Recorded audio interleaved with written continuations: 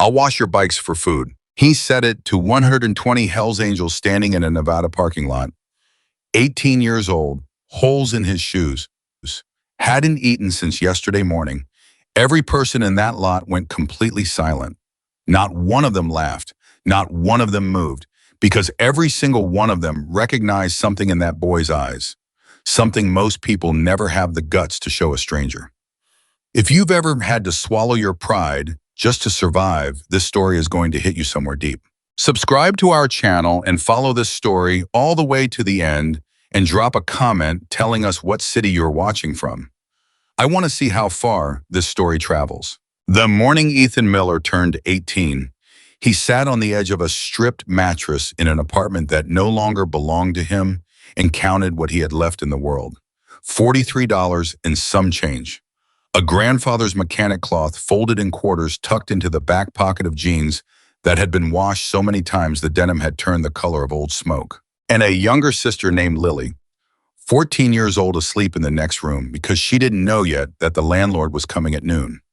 Ethan sat there in the silence of early morning and did not allow himself to cry. He had learned months ago that crying used up energy he couldn't afford to waste. So he sat there instead, jaw-tight, hands flat against his knees, doing the only thing he knew how to do when the world got too heavy. He made a list, not with paper. He didn't have any. He made it in his head the way his grandfather Raymond had taught him to think through engine problems, step by step, no panic, no skipping ahead. What do I have? What do I need? What's the first move? What he had was a mechanical mind that his grandfather had spent 12 years sharpening. What he needed was a job that would pay enough to keep Lily fed and find them somewhere to sleep before winter arrived in Nevada. What the first move was, he didn't know yet, but he was going to find one. That was the thing about Ethan Miller that most people never understood when they looked at him. When they saw the worn-out shoes, when they saw the secondhand clothes, when they saw the skinny teenager with shadows under his eyes and a face that had gotten old too fast. They thought they were seeing someone who had given up. They were wrong. They were looking at someone who had not yet found the door. 6 months before that morning, Thensbonnev had still carried the ordinary shape of a teenager's existence. High school, a part-time job at a gas station.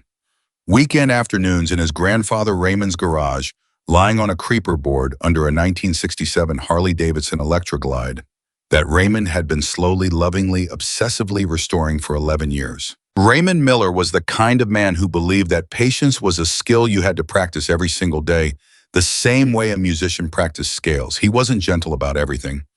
He was a direct man, blunt when he needed to be, with hands that had been calloused by decades of work, and a laugh that came from somewhere deep and unself-conscious. But with motorcycles and with his grandson, he had infinite patience. You want to know the difference between someone who can fix things and someone who can't?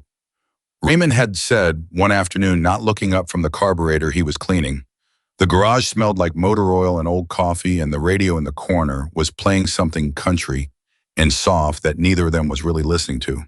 What? Ethan had asked. Someone who can't fix things gets frustrated when the machine doesn't cooperate.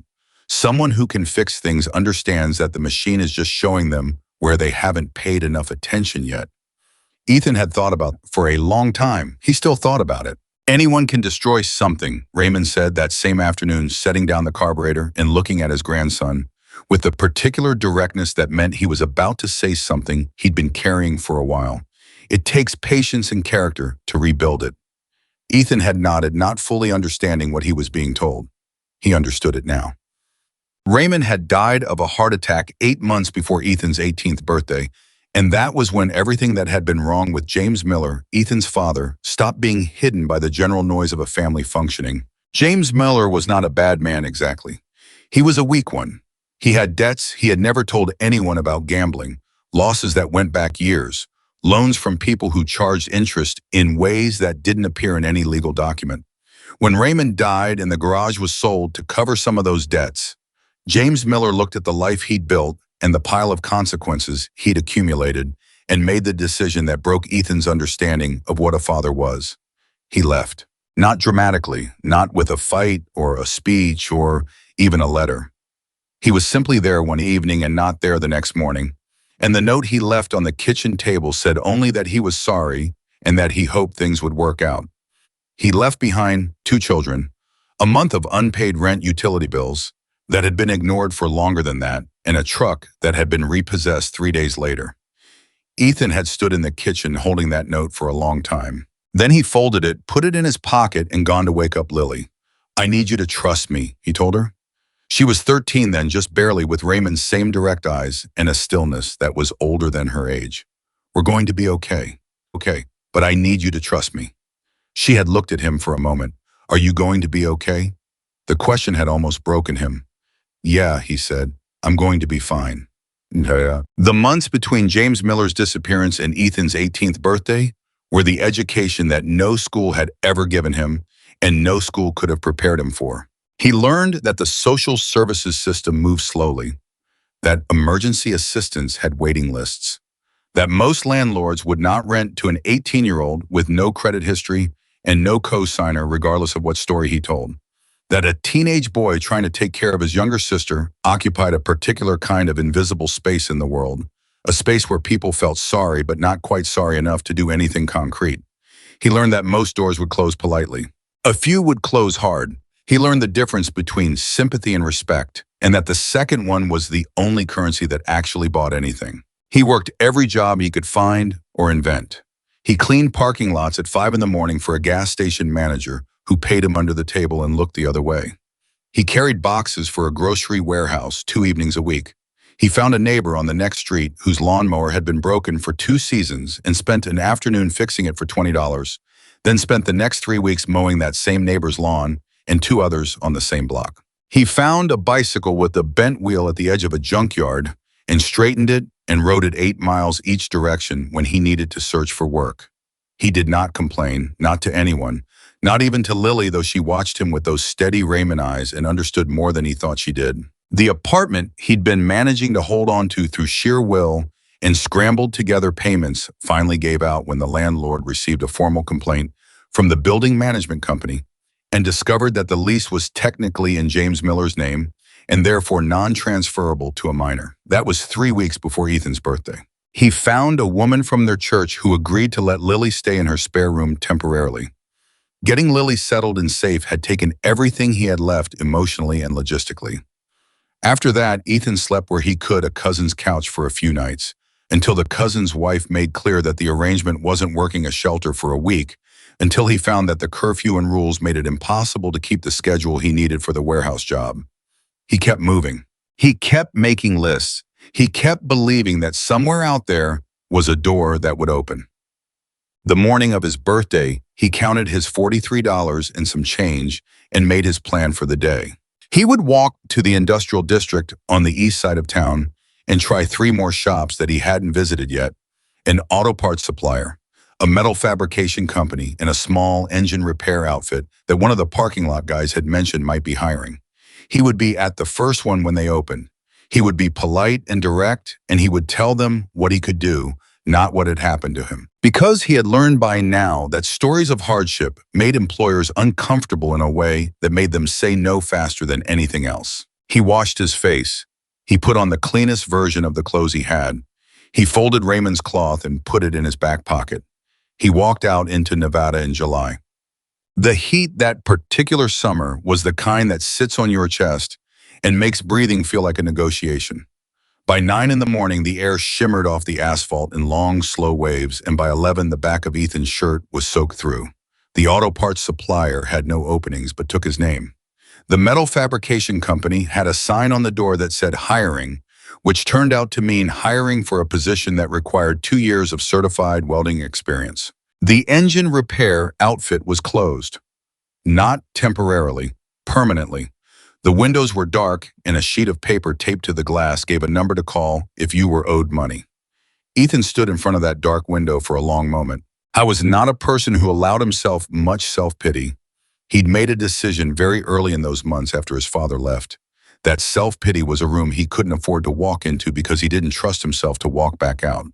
But standing there at 11:30 in the morning, with his legs tired and his stomach empty, and the heat pressing down from every direction, he felt the weight of the last 8 months settle on him in a way it hadn't in a while. He breathed through it. Hamad, the next plan. There was a diner about 2 miles north off Route 93 that he'd passed once on a borrowed bicycle. He'd noted it the way he noted everything useful as a potential something to file away. Diners sometimes needed dishwashers who could start immediately. Sometimes they needed someone to mop or carry or stock cash under the table, no paperwork. It was worth the walk. He started walking. He heard them before he saw them. The sound arrived from about a half-mile out, a deep, rolling, layered vibration that was less like noise and more like a change in pressure. Ethan had grown up around motorcycles, had spent enough time in Raymond's garage that his ear was tuned to engines, the way other people's ears were tuned to music. He knew that sound without needing to see its source. Harley Davidsons. A lot of them. His first thought was not fear. His first thought was the involuntary automatic assessment that Raymond had built into him, the subtle differences in idle between engines that were tuned right and engines that were running a little rough, the particular harmony of a group of bikes whose riders had learned to idle together. He counted by ear somewhere between 80 and 120 before he rounded the bend in the road and the diner parking lot came into view. He stopped. The parking lot was full, edge to edge, front to back, row after row of motorcycles, mostly Harleys, some of them, so well maintained, they caught the midday sun and threw it back in slabs of chrome light. The riders were everywhere, sitting on their bikes, standing in groups, leaning against the diner's exterior wall. Some of them eating at the outdoor picnic tables that had been arranged along the side of the building. Black leather vests, patches on every one of them. Ethan recognized the patches the way he recognized the engine sound from Raymond, who had known more about motorcycle culture than most people knew about their own families, and had shared that knowledge the same way he shared everything, casually and completely. Hell's Angels. Not 5, not 10, not the modest-sized group that passed through Nevada towns on summer runs. This was a full chapter gathering, maybe multiple chapters. He couldn't count them all from where he stood, but the number was somewhere around 120, possibly more. Every ordinary instinct told him to cross the road, to take the long way around, to find another diner or another approach to the afternoon's problem. People who did not know motorcycles, who had grown up with newspaper stories as their only reference point, would have turned and walked fast in the other direction. Ethan stood there. He looked at the parking lot and he thought about several things very quickly. I thought about the $43 in his pocket and what it needed to cover. He thought about Lily at Mrs. Garner's house, eating whatever Mrs. Garner put on the table, not complaining, trusting him. He thought about Raymond's hands on that electric glide patient and certain working a problem that had no solution yet until it did. He thought about the mechanic cloth in his back pocket. I thought about what his grandfather would have said, which was not a mystical thing, not a voice from somewhere beyond, just a clear and practical thing that Raymond would have said in his blunt, direct way. A chance is a chance. You don't get to choose the door. You just get to choose whether you knock. Ethan put his shoulders back. He walked into the parking lot. The first person who noticed him was a man sitting on the picnic table nearest the entrance, big enough that the picnic table looked undersized, with a gray beard that had been grown for years and arms that were mapped with ink from wrist to collar. He had the kind of face that had been weathered by decades of outdoor living into something that was very difficult to read, which meant you could look at it for a long time and not know whether what was behind it was amusement or hostility or something else entirely. He had a road name stitched on his vest patch, Hawk. Victor Hawk Reynolds was 54 years old, had been a Hell's Angel for 26 of those years, and had developed over those decades a very finely tuned sense for reading people who walked into spaces where they did not belong.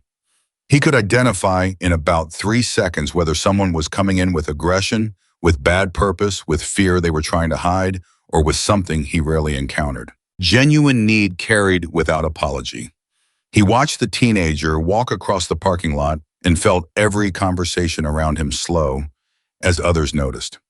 One by one, the ambient sounds of a large group at rest shifted into a particular quality of quiet.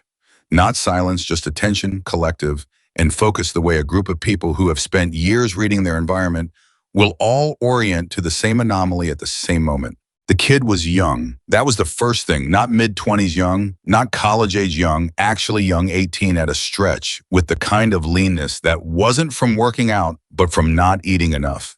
His shoes were bad, not fashion statement bad, structurally bad with the kind of wear at the toe that meant they'd been worn every single day for too long. The jeans were clean, but had been washed into a color that was no longer quite their original shade. The shirt was pressed, which was something Hawk noticed because he had not expected it. The kid had ironed his shirt this morning. That meant something. He walked like he was fighting the urge to walk slower. That meant something too. Hawk did not say anything. He waited. He had learned years ago that the first person to speak in an ambiguous situation gave away more than they intended to. The kid stopped about 5 feet from the picnic table. He looked at Hawk directly, not the way someone looks at a person they're trying to intimidate, and not the way someone looks at a person they're afraid of. The way someone looks at a person they've decided to trust with something. He reached into his back pocket. He pulled out a folded mechanic cloth, the old kind, the cotton twill that was softer from years of use, and held it out like he was presenting credentials. Then he said it. "I'll wash your bikes for food." Victor Reynolds had been in a great many situations in his life that required him to make fast decisions in uncertain circumstances. He had navigated things considerably more complex and considerably more dangerous than this.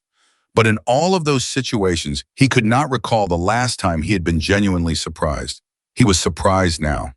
Not alarmed, not amused, surprised. The kid was standing in front of 100+ Hells Angels with a piece of old cloth in his hand asking to trade labor for a meal.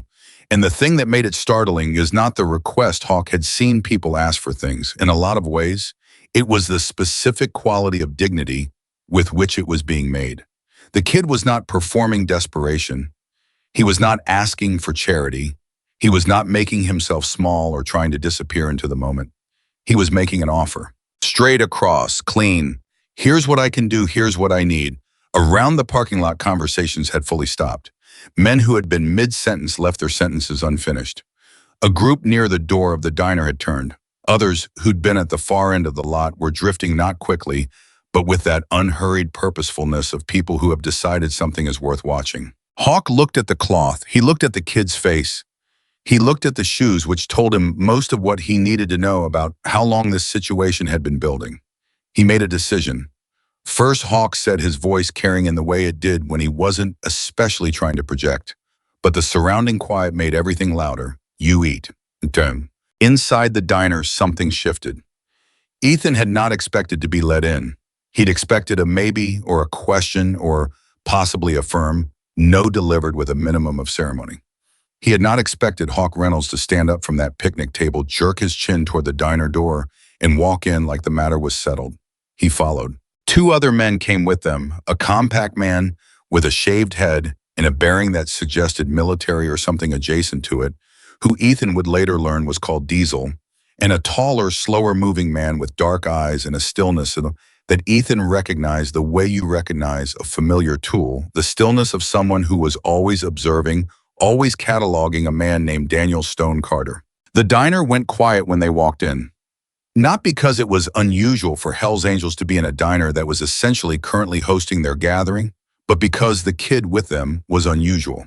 The waitress, a woman in her 50s with a ponytail and the expression of someone who had seen a lot and stopped being easily rattled by any of it, appeared immediately.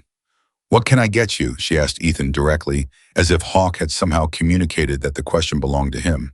Ethan looked at the menu. He looked at it for exactly the amount of time it took him to find the cheapest item on it. "I'll have the soup and the bread, please," he said. "Water is fine." The waitress wrote it down and left. There was a beat of silence.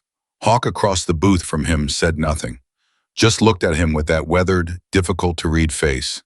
Diesel leaned back and crossed his arms. "You know who we are?" "Yes," Ethan said. "And you still walked in." "I needed work," Ethan said. "And I know motorcycles." "You know motorcycles?" Diesel repeated, not quite a question, not quite agreement. "My grandfather rebuilt them for 30 years. I worked in his garage from when I was 6. Ethan paused. "I know what I'm doing with bikes." That's not an exaggeration. Stone, who had not yet spoken, leaned forward with his elbows on the table and looked at Ethan with the particular intensity of someone running an internal calculation. "What did your grandfather ride?" "67 Electroglide, Panhead. He was restoring it when he died." "Did he finish it?" "No." Ethan's jaw tightened just slightly. "But I did." The 3 men exchanged a look that was too quick and too practiced for Ethan to fully read. But something had moved in the atmosphere of the table. Something had shifted incrementally. The soup arrived.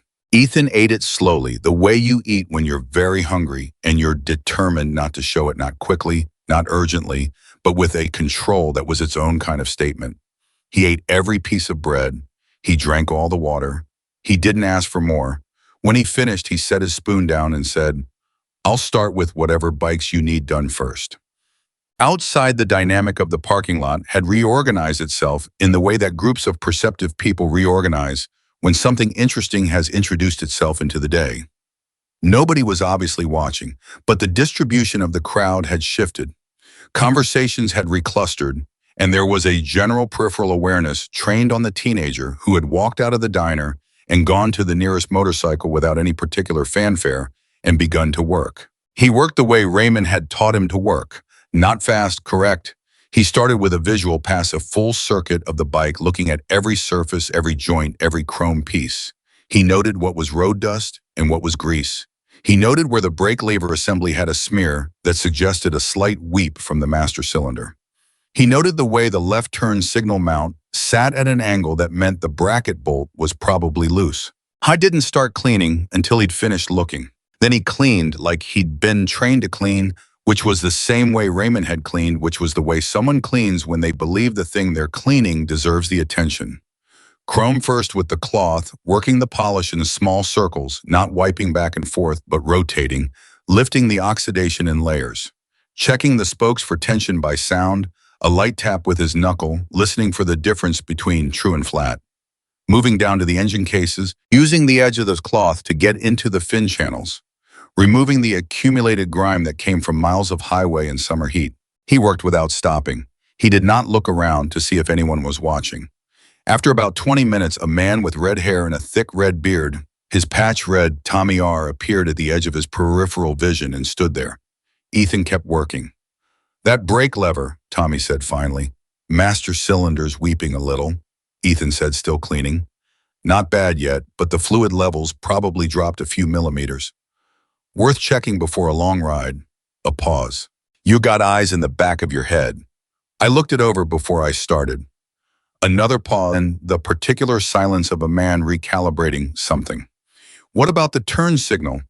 "Bracket bolts loose on the left one, probably just vibration over time. Half a turn on a 5/16 should fix it." Tommy was quiet for another moment. Then he called over his shoulder in a voice that was pitched to carry without being a shout. "Yo, Stone, Martin." Daniel Stone Carter had been watching since they came outside. That was his nature. He was a watcher, a cataloger, a man who processed situations with the same systematic patience that Ethan was currently applying to the chrome on this Harley, which was one of the reasons Stone registered it so clearly. He crossed the parking lot and came to stand next to Tommy.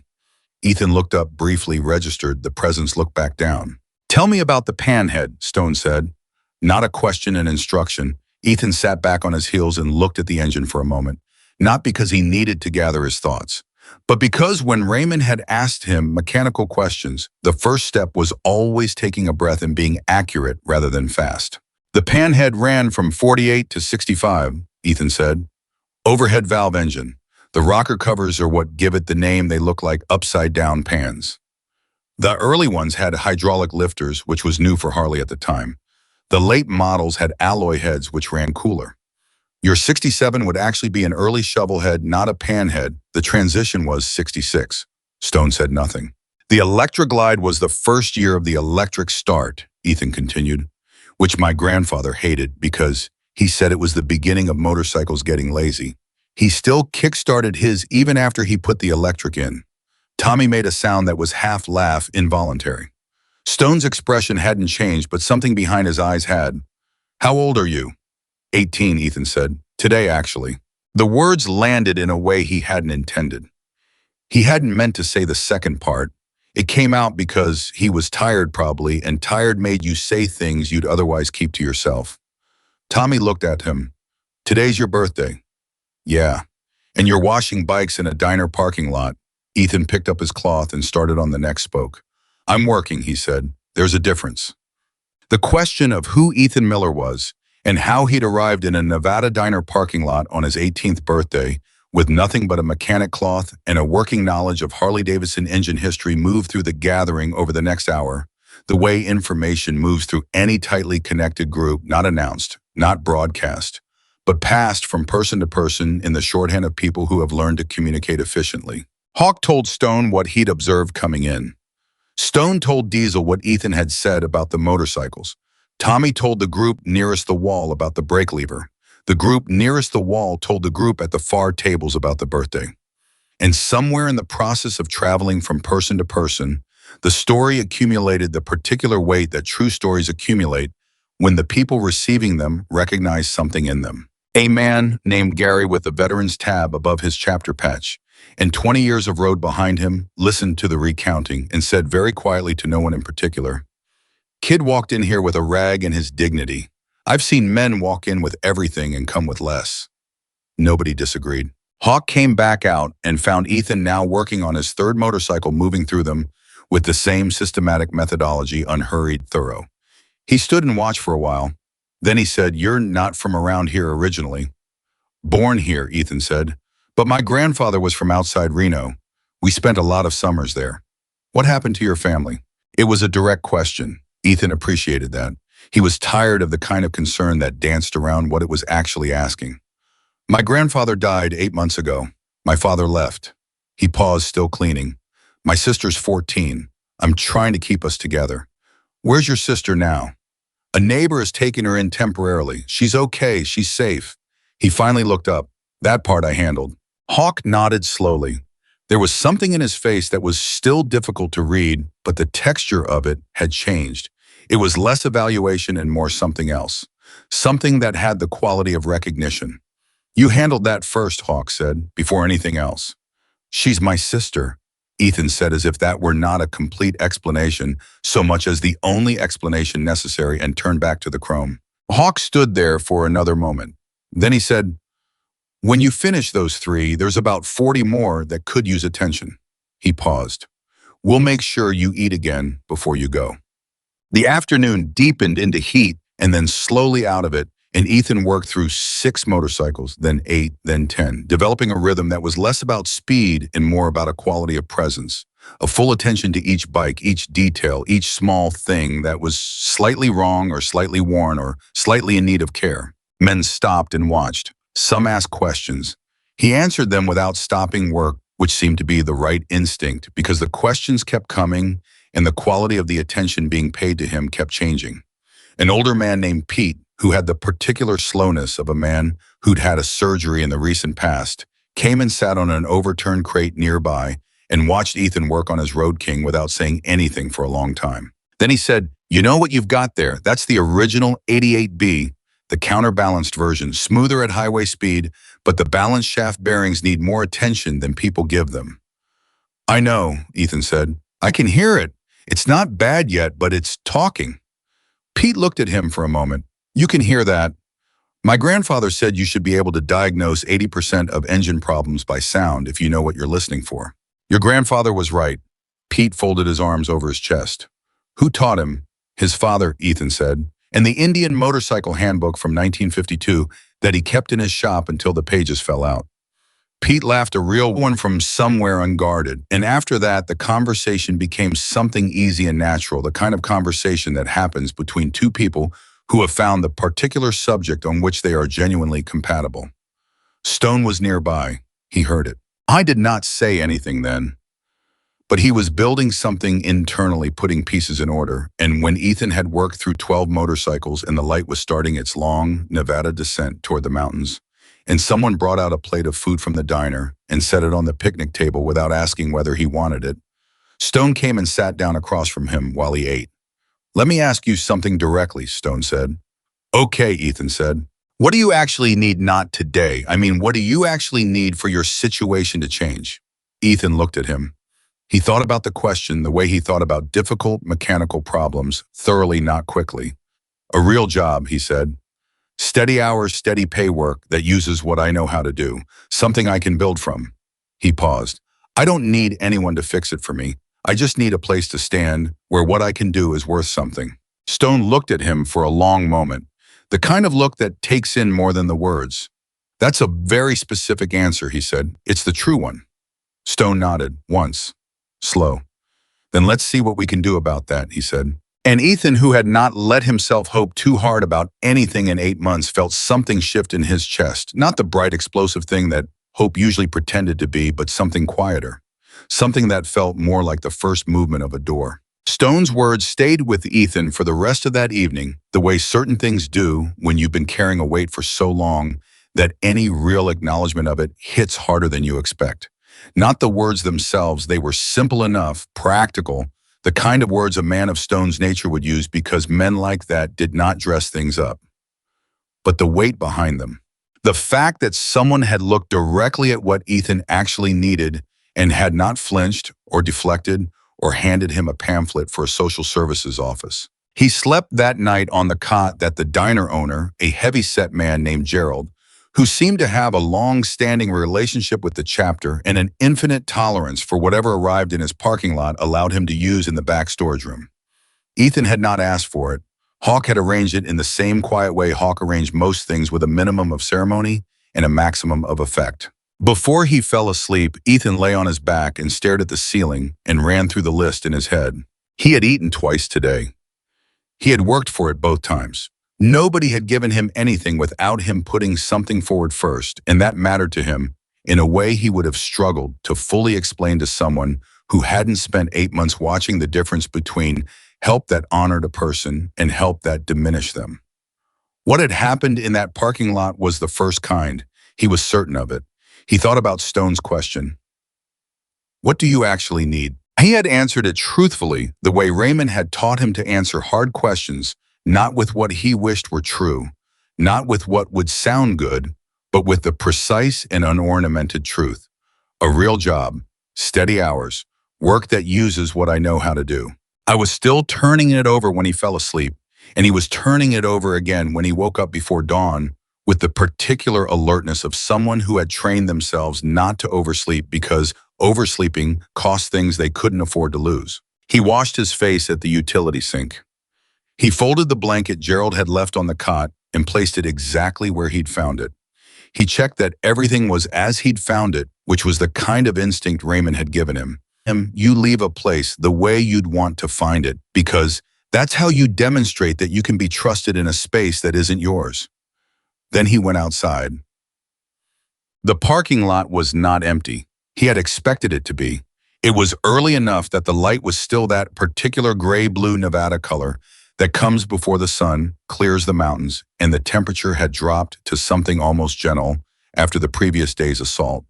He had expected silence and empty asphalt, and maybe Gerald moving around inside behind the diner windows.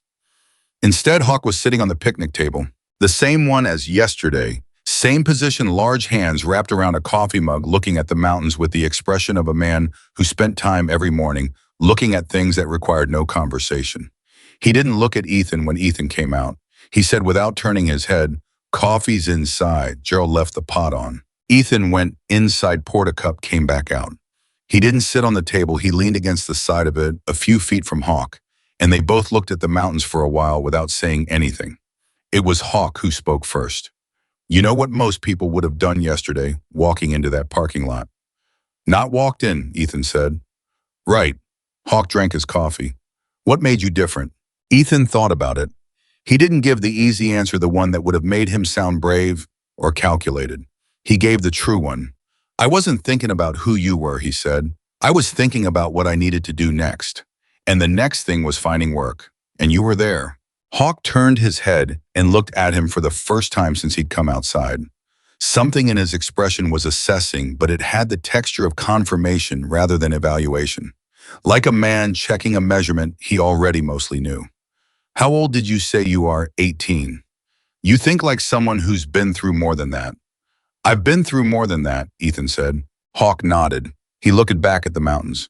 "Stone wants to talk to you this morning. He's got some thoughts." He paused. "Stone doesn't talk to many people. When he does, it's worth listening." "I figured that about him yesterday," Ethan said. Hawk made a sound that might have been a laugh if it had been given more room. "Yeah," he said. "Most people do." The gathering was staying another day. There was a run scheduled for the following morning, and the logistics of moving 100-plus riders required a staging period that filled the afternoon. By 8 o'clock, the parking lot was beginning its return to life, engines being started, and listened to food coming out of the diner in steady rotations conversations, picking up where they'd been left the night before. Ethan was working on his fifth motorcycle. He'd gone back to work at first light, picking up from where he'd stopped when Stone appeared. He didn't announce himself. He simply materialized at the edge of Ethan's peripheral vision the way he had yesterday, with that quality of stillness that made him seem like he'd always been there. "You're up early," Stone said. "I had 12 left yesterday when the light went," Ethan said, not stopping. "I want to finish them." "Before what?" "Before you all leave. I said I'd wash the bikes. I didn't say I'd wash some of them." Stone stood there and watched him work for a while. Then he said, "There's a shop about 8 miles north of here. Small operation. Owner's been running it alone for about 6 years. He's at the age where he could use reliable help and hasn't found any that's worth keeping." Ethan kept working. "What kind of shop?" "Motorcycles. Mostly restoration. Some custom work. He knows what he's doing. He learned on Indian 4s in the 50s, so his foundational knowledge is old school, which means it's right." Stone paused. "His name is Frank Dawson. He doesn't suffer fools. He doesn't make promises he doesn't keep. And he doesn't give people chances they haven't earned." "Why are you telling me about him?" "Because I'm going to call him this morning and tell him about you." Ethan stopped working. He turned around and looked at Stone directly. This was the first time he'd stopped working to look at someone since he'd arrived, and Stone registered it. "Why?" Ethan asked. "Because you know what you're doing, and because you're 17 bikes into a job you said you'd do, and you showed up before sunrise to finish it." Stone's voice was level. "That's not charity. That's a referral. There's a difference." Ethan looked at him for a moment. He thought about the $43. He thought about Lily. He thought about the warehouse job and the parking lot at 5 in the morning and the dark window of the engine shop with the paper note about money owed. He thought about what it felt like to know exactly what you could do and spend months unable to find a single person willing to let you prove it. "Okay," he said. His voice was steady. "Thank you." "Don't thank me," Stone said. "Go finish the bikes." The moment the thanks left his mouth and Stone walked away, Tommy materialized from somewhere to Ethan's left with 2 bottles of water and a breakfast sandwich wrapped in diner paper, which he set on the seat of the nearest motorcycle without comment. Ethan looked at it. "Don't make it weird," Tommy said. "You're working. People who are working need to eat. It's basic math." "I ate last night." "That was last night. You've been out here for 2 hours. Tommy crossed his arms. "Also, it's still your birthday for about 4 more hours. Consider it a professional courtesy." Ethan ate the sandwich. Tommy sat on the next bike over and watched him work while they talked, which was a thing Tommy did. He was a social creature, constitutionally unable to be near another person without making some form of conversation, and he had the particular gift of making conversation feel like it was just happening naturally rather than being managed. Ethan found himself talking about Raymond without entirely meaning to. Not the loss of him, not that, not yet. That was still a place too raw for casual conversation. But Raymond the mechanic, Raymond the teacher, the specific and vivid details of the garage, the way Raymond organized his tools by how often he used them rather than by type, because he said your most used tools should be closest to your hand without you having to think about it. The way he could identify engine problems by the particular quality of a smell, not just oil burning or metal overheating, but specific degradations that had specific olfactory signatures that he had cataloged over 50 years of working on engines. The way he talked to motorcycles, not out loud, not like a person with a screw loose, but with his hands, the way he'd run a palm along an engine case and pause like he was receiving information through his skin. "He sounds like my uncle," Tommy said. "My Uncle Sal. He ran a body shop in Phoenix for 30 years, never used a repair manual in his life. He said if you have to look it up, you don't know it well enough." "My grandfather said the same thing," Ethan said. "He had a whole system for how he taught me things. He'd show me once slowly with commentary. Then he'd show me again without commentary. Then he'd have me do it while he watched. Then he'd walk away and let me do it alone. He said most teaching fails because the teacher stays too long." Tommy was quiet for a moment. "Smart man." "Yeah," Ethan said, "just that." But the word had weight in it. "Ipam." By 10 o'clock, Ethan had worked through 9 of the remaining 12 motorcycles, and the quality of the attention the gathered men were paying him had shifted from the watchful evaluation of the previous afternoon to something more like the comfortable awareness of a group that has integrated a new presence into its operating environment. Men nodded to him when they passed. A few offered comments on the bikes. This one had a carburetor rebuild about 6 months ago. This one's been making a noise since Albuquerque, and Ethan responded to each comment with the particular combination of focus and conversational ease that suggested he could think about two things at once. Which was when Gary, the man with the veteran's tab, who had said the quiet thing about dignity yesterday, came and stood next to him with his arms folded and watched him work for about 3 minutes in the particular silence of a man who has decided to say something and is choosing his moment. "You know what I notice about how you work," Gary said. "What?" Ethan said. "You talk to people while you're working. Most people can't do that. They either work or they talk. You do both, and neither one suffers for it." Ethan looked up briefly. "My grandfather could hold a full conversation while rebuilding a carburetor from scratch." He said the hands knowing what to do frees up the mind. "Your grandfather said a lot of things." "He had a lot to say." Gary nodded slowly. "How long ago did you lose him?" 8 months. "A beat. And your father left around the same time shortly after." Ethan's jaw moved slightly. "He didn't handle the loss well." "Some men don't." "No," Ethan agreed without bitterness in it, which Gary noticed. "Not because the bitterness wasn't there. Somewhere it had to be." 8 months and a father who left his children was not something a person processed without anger. But because Ethan had put it somewhere, it wouldn't interfere with what he was doing. That also said something. "What are you going to do with the referral Stone mentioned?" Gary asked. Ethan looked at him sideways. "News move fast in this group. Try to earn it," he said. "That's the right answer." Gary unfolded his arms. "For what it's worth, Stone doesn't mention people to Frank Dawson. Frank's rejected every person Stone's mentioned in the past 3 years. Stone stopped mentioning people." He paused. "He mentioned you. I thought you should know that." Ethan stopped working. He looked at Gary. Gary shrugged with the air of a man who has delivered the information he meant to deliver and considers the transaction complete. "Finish your bikes," he said, and walked away. The twist came at noon. Ethan had been expecting his day to unfold in a simple direction. Finish the motorcycle speak with Stone about Frank Dawson. Find out whether the referral was real and what it would require. He had been building a plan in his head, the way he always built plans, methodically and without excessive optimism, accounting for the ways things might not work and what he would do in each of those cases. "I was on the last motorcycle when the black SUV pulled into the far end of the parking lot.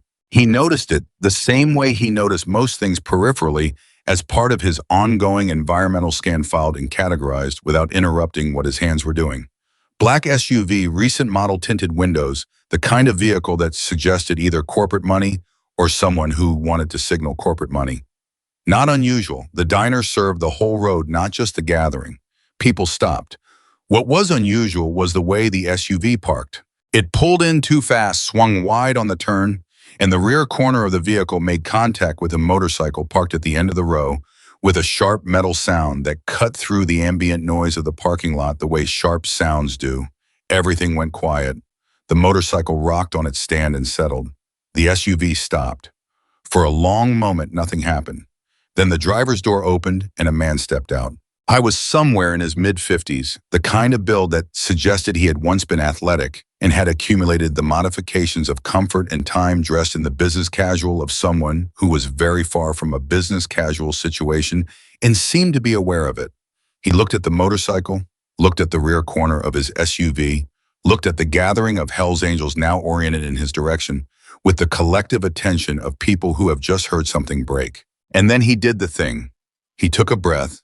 He straightened his jacket, and he started walking towards the diner door. The silence in the parking lot became very specific. It was the silence of 100 men watching a man make a choice and collectively processing what that choice revealed about him. The man whose motorcycle had been hit, a barrel-chested man named Dale, Chapter Sergeant at Arms, who had ridden that particular bike for 19 years and had opinions about it that were both numerous and deeply held, was standing 20 feet away. He said very calmly, "Did anyone see what just happened?" Ethan had seen it. He had been at the exact angle, the exact distance to have a clear and unobstructed view. He had seen the SUV swing wide. He had seen the point of contact. He had seen the man look at the motorcycle and make his calculation. He kept his hands on the last chrome piece he'd been working. The question hung in the air. Dale was looking around the parking lot without particular urgency but with absolute clarity of purpose. He wanted a witness. He knew what he'd heard. He wanted confirmation that he wasn't constructing a grievance out of sound alone. Several people had been at angles where they might have seen something. None of them had Ethan's unobstructed line of sight. Hawk was watching, not looking at Dale, not looking at the retreating businessman, looking at Ethan. Stone was watching too from across the lot with the expression of a man who has just encountered an unexpected variable in a calculation he thought he had completed. Ethan knew who the man was. That was the part that sat in his chest like a stone. Han had seen Richard Cole twice before, once at a community meeting about a zoning dispute that had affected the area around his grandfather's garage, and once on a local news segment that ran a story about a real estate development Cole had pushed through over neighborhood objections. He knew the name. He knew the money attached to it. He knew that Richard Cole had relationships with city council members and at least one county commissioner, and that his real estate company had more lawyers on retainer than most counties had judges. He also knew that he was an 18-year-old with $43 in a mechanic cloth currently dependent on a referral from a biker. He'd met yesterday trying to put together the pieces of a life that had been scattered by circumstances he hadn't chosen. He knew exactly what acknowledging what he'd seen would cost him. He kept his hands on the chrome. Dale asked again, still calm. Nobody saw anything. Hawk was still looking at Ethan, not with expectation. That was the specific thing, the thing that made this harder rather than easier. Hawk was not pressuring him. Hawk was not even signaling. He was simply watching with the face of a man who would see whatever happened next and would understand it completely. Ethan's hands stopped moving. He set down the cloth, he stood up, and he walked toward Dale. "But I saw it," Ethan said. The parking lot heard him, all of it. The acoustics of the moment, the existing quiet, the way sound carried in the dry Nevada air made the sentence land at a volume Ethan hadn't calibrated for. He'd been speaking to Dale. He'd been heard by everyone. Dale turned to face him fully. "What did you see?" His rear corner clipped the bike, the left side near the saddlebag mount. He stopped, looked at it, and kept walking. Dale nodded once. He turned toward the diner door. Richard Cole had made it about 30 feet. He heard the exchange. He slowed, stopped, turned around with the expression of a man who had hoped a problem would resolve itself in his favor and was now confronting the fact that it hadn't. He looked at Ethan. "I don't know what you think you saw, son," Cole said. His voice had the practiced ease of a man who used that register. Often the register that suggested whatever the other person had to say was not quite serious enough to warrant full engagement. But these parking lots can play tricks. "It was direct contact," Ethan said. "Left rear panel of your vehicle against the saddlebag mount. You can see the paint transfer if you look at it." Cole's eyes moved across Ethan, the shoes, the clothes, the lean frame, the age in the way that some people do when they are trying to calculate leverage. "You're what, 17, 18. You're going to stake your word against mine." "I'm not staking anything," Ethan said. "I'm telling what I saw." "And who are you exactly?" "Nobody important," Ethan said. "I'm just telling the truth." Cole took a step toward him. The practiced ease had sharpened slightly, the way a tool sharpens when it becomes a weapon. "Let me explain something to you. I know people in this town. I know people who make decisions about things like housing, like employment, like the kind of situations that affect people who are," he looked at Ethan again, "in precarious positions." The threat was elegant in its indirection. It didn't say anything specific enough to be called a threat. It said everything specific enough to be understood as one. Ethan looked at him steadily. He thought about the $43. He thought about the warehouse job. He thought about Frank Dawson and the referral that Stone had not made in 3 years until this morning. I thought about what his grandfather would have said, which he already knew, which was why he was still standing here. "I'm not choosing sides," Ethan said. "I'm not trying to cause trouble for you or anyone. I'm just telling what happened because someone asked." He paused. "You hit the motorcycle, you saw it, and you kept walking." "That's what I saw." Cole stared at him. For 5 seconds, 10 seconds, the parking lot was the loudest silence Ethan had ever stood in. Then Cole said very quietly, "You'll regret this." "Maybe," Ethan said, "but I'll know I told the truth." Mm. What happened next took about 8 minutes and had the quality of a piece of machinery engaging its components in the proper sequence, each part moving into place, not dramatically, but with the inevitability of things that were correctly designed. Cole walked back to Dale. The conversation was short and did not feature the word sorry, but it featured the word settlement and the appearance of a wallet in a conversation about the specific cost of repairing a saddlebag mount on a 2019 Road King special.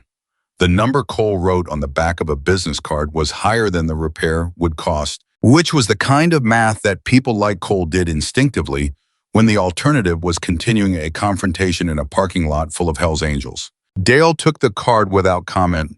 Cole got in his SUV and left. The parking lot returned to its normal ambient texture in the way that bodies of water return to calm, not all at once, but settling from the outside in. Ethan went back to the last motorcycle and picked up his cloth. He had about 15 minutes of work left on it. He was going to finish it.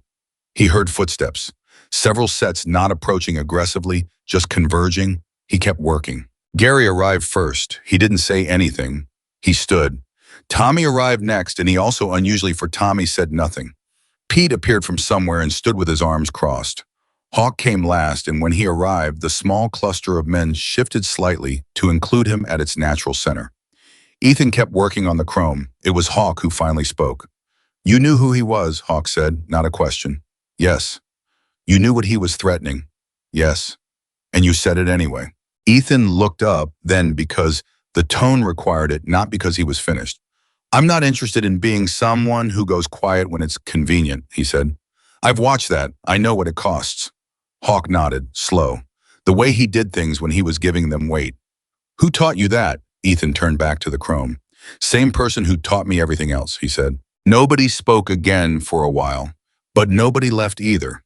They stood there while Ethan finished the last motorcycle, and there was in the silence of that standing the particular quality that comes when a group of people who have collectively seen a great many things agree without saying so that they have just seen something worth witnessing. When Ethan finished and straightened up and folded the cloth and put it back in his pocket, Stone was there. He'd arrived somewhere in the last 10 minutes without Ethan noticing, which seemed to be something Stone was constitutionally capable of. "I made the call," Stone said. Ethan looked at him. "Frank Dawson. I called him this morning before." Stone gestured vaguely at the space where the confrontation had happened. "Before all of that." "What did he say?" "He said what he always says. He said the last 3 kids I sent him couldn't find the combustion chamber with a map." A pause. "I told him you finished a panhead restoration at 17. He said that was either true or it was the best lie anyone had told him in a decade, and either way he wanted to talk to you." Ethan felt something move in his chest. He kept his face still. "Where is the shop?" "North on 93, then west about a mile. White building used to be a gas station. His name's on the sign." Stone looked at him. "He's there every morning by 6:30. If you want the meeting, show up tomorrow morning. Don't be late." He considers late a complete sentence. Ethan nodded. "I'll be there." "I know you will," Stone said. He turned to go, then stopped. He looked back at Ethan with something in his expression that wasn't quite a smile. Stone's face didn't seem built for the full architecture of a smile, but was adjacent to one. "What you did with Cole," he said. "I want you to understand something. We've had people talk to us, help us, cooperate with us for a lot of reasons over the years. Money, favors, fear, occasional genuine goodwill." He paused. "What you just did, you didn't do because of any of that. You did it because it was true and because someone asked. That's a rarer thing than you'd think." Ethan didn't know what to say to that, so he said, "I just told what happened." "I know," Stone said. "That's what I mean." The rest of that afternoon had a particular quality that Ethan would remember later. Not with nostalgia exactly because he was not a nostalgic person, but with the precise clarity that comes when you understand, even while something is happening, that it is a hinge of before and after a moment, that the narrative of your life will look back at as the place where things bent. Men came and talked to him in the easy way that people talk to someone they have decided to accept. Not with ceremony, not with declaration, but with the casual inclusion that is its own form of statement. Gary talked to him about Nevada roads. Tommy talked about a bike he was building in his garage at home. Pete showed him a crack in the left cylinder fin of his Road King that a previous shop had filled with JB Weld instead of doing a proper repair, and they had a lengthy and detailed conversation about the specific failure of character that caused a mechanic to do a thing like that. A man named Reyes, who had said almost nothing to him the entire day, appeared at his shoulder while he was eating dinner and said without preamble, "What you said to Cole, that was the right thing." Then he walked away. Ethan ate dinner that evening at the long outdoor table, surrounded by men who had, in the space of 36 hours, moved from regarding him as an anomaly to regarding him as a presence they had accommodated and found acceptable. Which was not friendship exactly, he understood. It wasn't that, and he wasn't looking for that, but was something real. Something he hadn't had from adults outside of Raymond in longer than he could cleanly remember. After dinner, Hawk sat next to him, and they talked for a long time about Raymond's Electroglide, what the restoration had required, what Ethan had found when he opened the engine after Raymond died and discovered that his grandfather had been nursing a cracked case half for probably 3 seasons without mentioning it to anyone. They talked about the specific engineering compromises that defined the shovelhead era and about the particular loyalty that formed between a rider and a specific machine over decades of shared road. And somewhere in the middle of that conversation, Hawk said without transition, "Your sister's situation, we're going to reach out to someone we know who runs a transitional housing program. Not a shelter, a real housing program for families. She can get a stable placement while you get yourself positioned." Ethan stopped talking. He looked at Hawk. "It's not charity," Hawk said before Ethan could say anything. "It's a resource that exists in a person who needs it. We know the woman who runs it. She's good people. She'll treat your sister right." Ethan looked at the table for a moment. He was not going to cry. He was absolutely not going to cry. He had not cried in 8 months, and he was not going to start in a Hells Angels parking lot because a man he met yesterday was telling him his sister would have somewhere safe to live. "Okay," he said. His voice was level, almost. "We'll give you the contact information before we leave tomorrow morning," Hawk said. He picked up his coffee. "Now finish your food." Ethan lay on the storage room cot for the second night in a row, staring at the ceiling, and did something he hadn't let himself do in a very long time. He didn't make a list. He just lay there and let the day settle through him, all of it, the weight and the strange grace of it, the way an ordinary search for work had walked him through a door he hadn't known existed. He thought about Stone's call to Frank Dawson. He thought about 6:30 in the morning and not being late. He thought about the white building off Route 93 that used to be a gas station.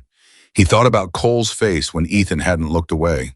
I thought about what his grandfather had said, not the version of it that had become a quote, a portable thing he repeated to himself in difficult moments, but the way Raymond had actually said it, the specific afternoon, the smell of the garage around them, the way Raymond had put down the carburetor and looked at his grandson with the expression of a man who was trying to give him something that would last longer than either of them.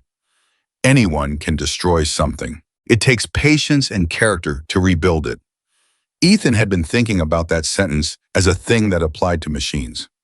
He understood now, lying on a storage room cot in Nevada on the second night of his 18th year, that Raymond had never been talking about machines. He closed his eyes. Tomorrow was 6:30. He had work to do. Ethan was on Route 93 before 6 in the morning. I didn't have a vehicle. He had his legs in the same worn-out shoes and the particular internal clock that Raymond had built into him over years of early garage mornings, the clock that had never once let him sleep past the time he needed to be somewhere. He'd calculated the walk at roughly an hour and 40 minutes if he kept pace, which meant leaving at 4:15 to give himself a buffer. Because Stone had said Frank Dawson considered late a complete sentence, and Ethan had decided to interpret that as meaning he needed to be early enough that the concept of late could not apply to him in any form. The contact information for the housing program was folded in his front pocket next to the $43. Hawk had pressed it into his hand that morning, a fave standing in the parking lot, while the chapter organized itself for departure engines, starting one by one in the gray pre-dawn, the sound building from individual voices into the full layered harmony that Ethan had heard from half a mile away 2 days ago, and that already felt in some way he couldn't fully articulate, like a sound connected to something that had changed in him. Hawk had not been ceremonial about it. He'd handed Ethan the folded paper and said, "Her name is Carol Marsh. Tell her I gave you the number. She'll know what that means." "Thank you," Ethan said. Hawk looked at him with the weathered face that revealed so little and somehow communicated so much. Don't thank people who are just doing what's right, he said. It makes it sound like you didn't expect it. Ethan thought about that for most of the walk up Route 93. I thought about Lily. He thought about Carol Marsh's number in his pocket. He thought about what it would feel like to call his sister and tell her that the temporary situation at Mrs. Garner's house was going to become something more stable, something with a real floor under it, something he had actually built rather than borrowed. He held that thought carefully the way you hold something fragile because he knew it wasn't real yet. The number was real. The program was real. But the call wasn't made and the meeting with Frank Dawson hadn't happened, and Ethan Miller had been in the world long enough to know that things that should work out and things that did work out were not always the same category. He kept walking. The white building came into view at 6:14. It had been a gas station once. You could still see the ghost of the canopy supports where the pumps had been, but whatever it had been before was fully subordinated now to what it currently was, which was a working shop of serious intent. The signage was simple Dawson Cycle Works. Below that in smaller letters that had been painted by hand restoration. Service, no shortcuts. That last part was a philosophy statement disguised as a service description, and Ethan recognized it as such immediately. A light was already on inside. Ethan pushed the door open at 6:17. The smell hit him before anything else. Motor oil metal, the particular compound scent of decades of mechanical work, absorbed into every surface of a space. It was the smell of Raymond's garage, which meant it was the smell of the most important place in Ethan's childhood, and his body responded to it before his mind could, a loosening in his chest, a settling in his shoulders, the specific calm that comes from being in a place that matches some deep internal template. The man at the workbench did not look up.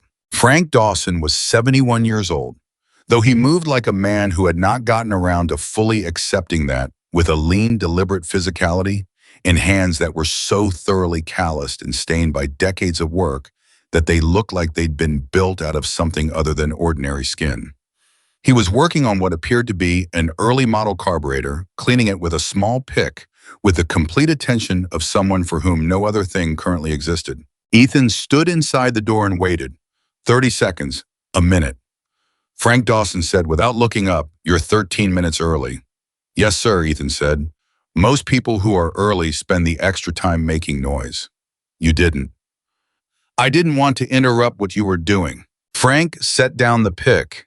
He turned on the stool and looked at Ethan for the first time. It was the kind of look that contains several looks within it, the quick physical assessment that anyone does, followed by a slower, more purposeful reading that started at the shoes and worked upward and arrived at Ethan's face and stayed there for a moment that had weight to it. "Daniel Carter tells me you finished a panhead restoration," he said, "by yourself, at 17. "Yes, sir." "He says you learned from your grandfather." "Yes, sir." "What was your grandfather's name?" "Raymond Miller. He had a shop outside Reno for about 20 years. Before that, he worked for a dealer in Sacramento." Frank's expression did not change exactly, but something in it shifted. "Raymond Miller. Out of Sacramento, was he with Henderson's on J Street?" Ethan blinked. "Before my time, but yes, he mentioned Henderson's." Frank was quiet for a moment. He turned back to the carburetor, then turned back again. "I met your grandfather once, 1987, a swap meet in Reno. He had a set of early knucklehead rocker covers that I wanted badly. He wouldn't sell them." "What did he say?" "He said they weren't for sale because he already knew what he was going to do with them, and it wasn't the same as what I would do with them." Frank picked up the pick again. "He was right. Most people would have taken my money." A pause. "I respected that." Ethan stood there in the particular silence of a moment that was larger than it appeared. "I have those covers," Ethan said. "They're in a storage unit with the rest of his tools. The Electra Glide they were meant for, I finished the restoration 8 months ago." Frank Dawson turned on his stool again, and this time the look on his face was something different. Still unreadable in the way that very self-contained people's faces are unreadable, but different. "Did it run?" he asked. "First kick," Ethan said. "Both times I tried it." What followed was not an interview in any formal sense. Frank Dawson didn't ask about employment history or references or where Ethan saw himself in 5 years. What he did was test him methodically and without announcing that he was doing it the way a craftsman tests materials. not to break them, but to understand their actual properties distinct from their claimed ones. He took Ethan to a motorcycle at the back of the shop, a 1971 FLH that had come in 2 weeks ago for a full restoration and had been sitting while Frank decided what order to approach it in. He told Ethan nothing about its condition or history. He said, "Tell me what you see." Ethan walked around it.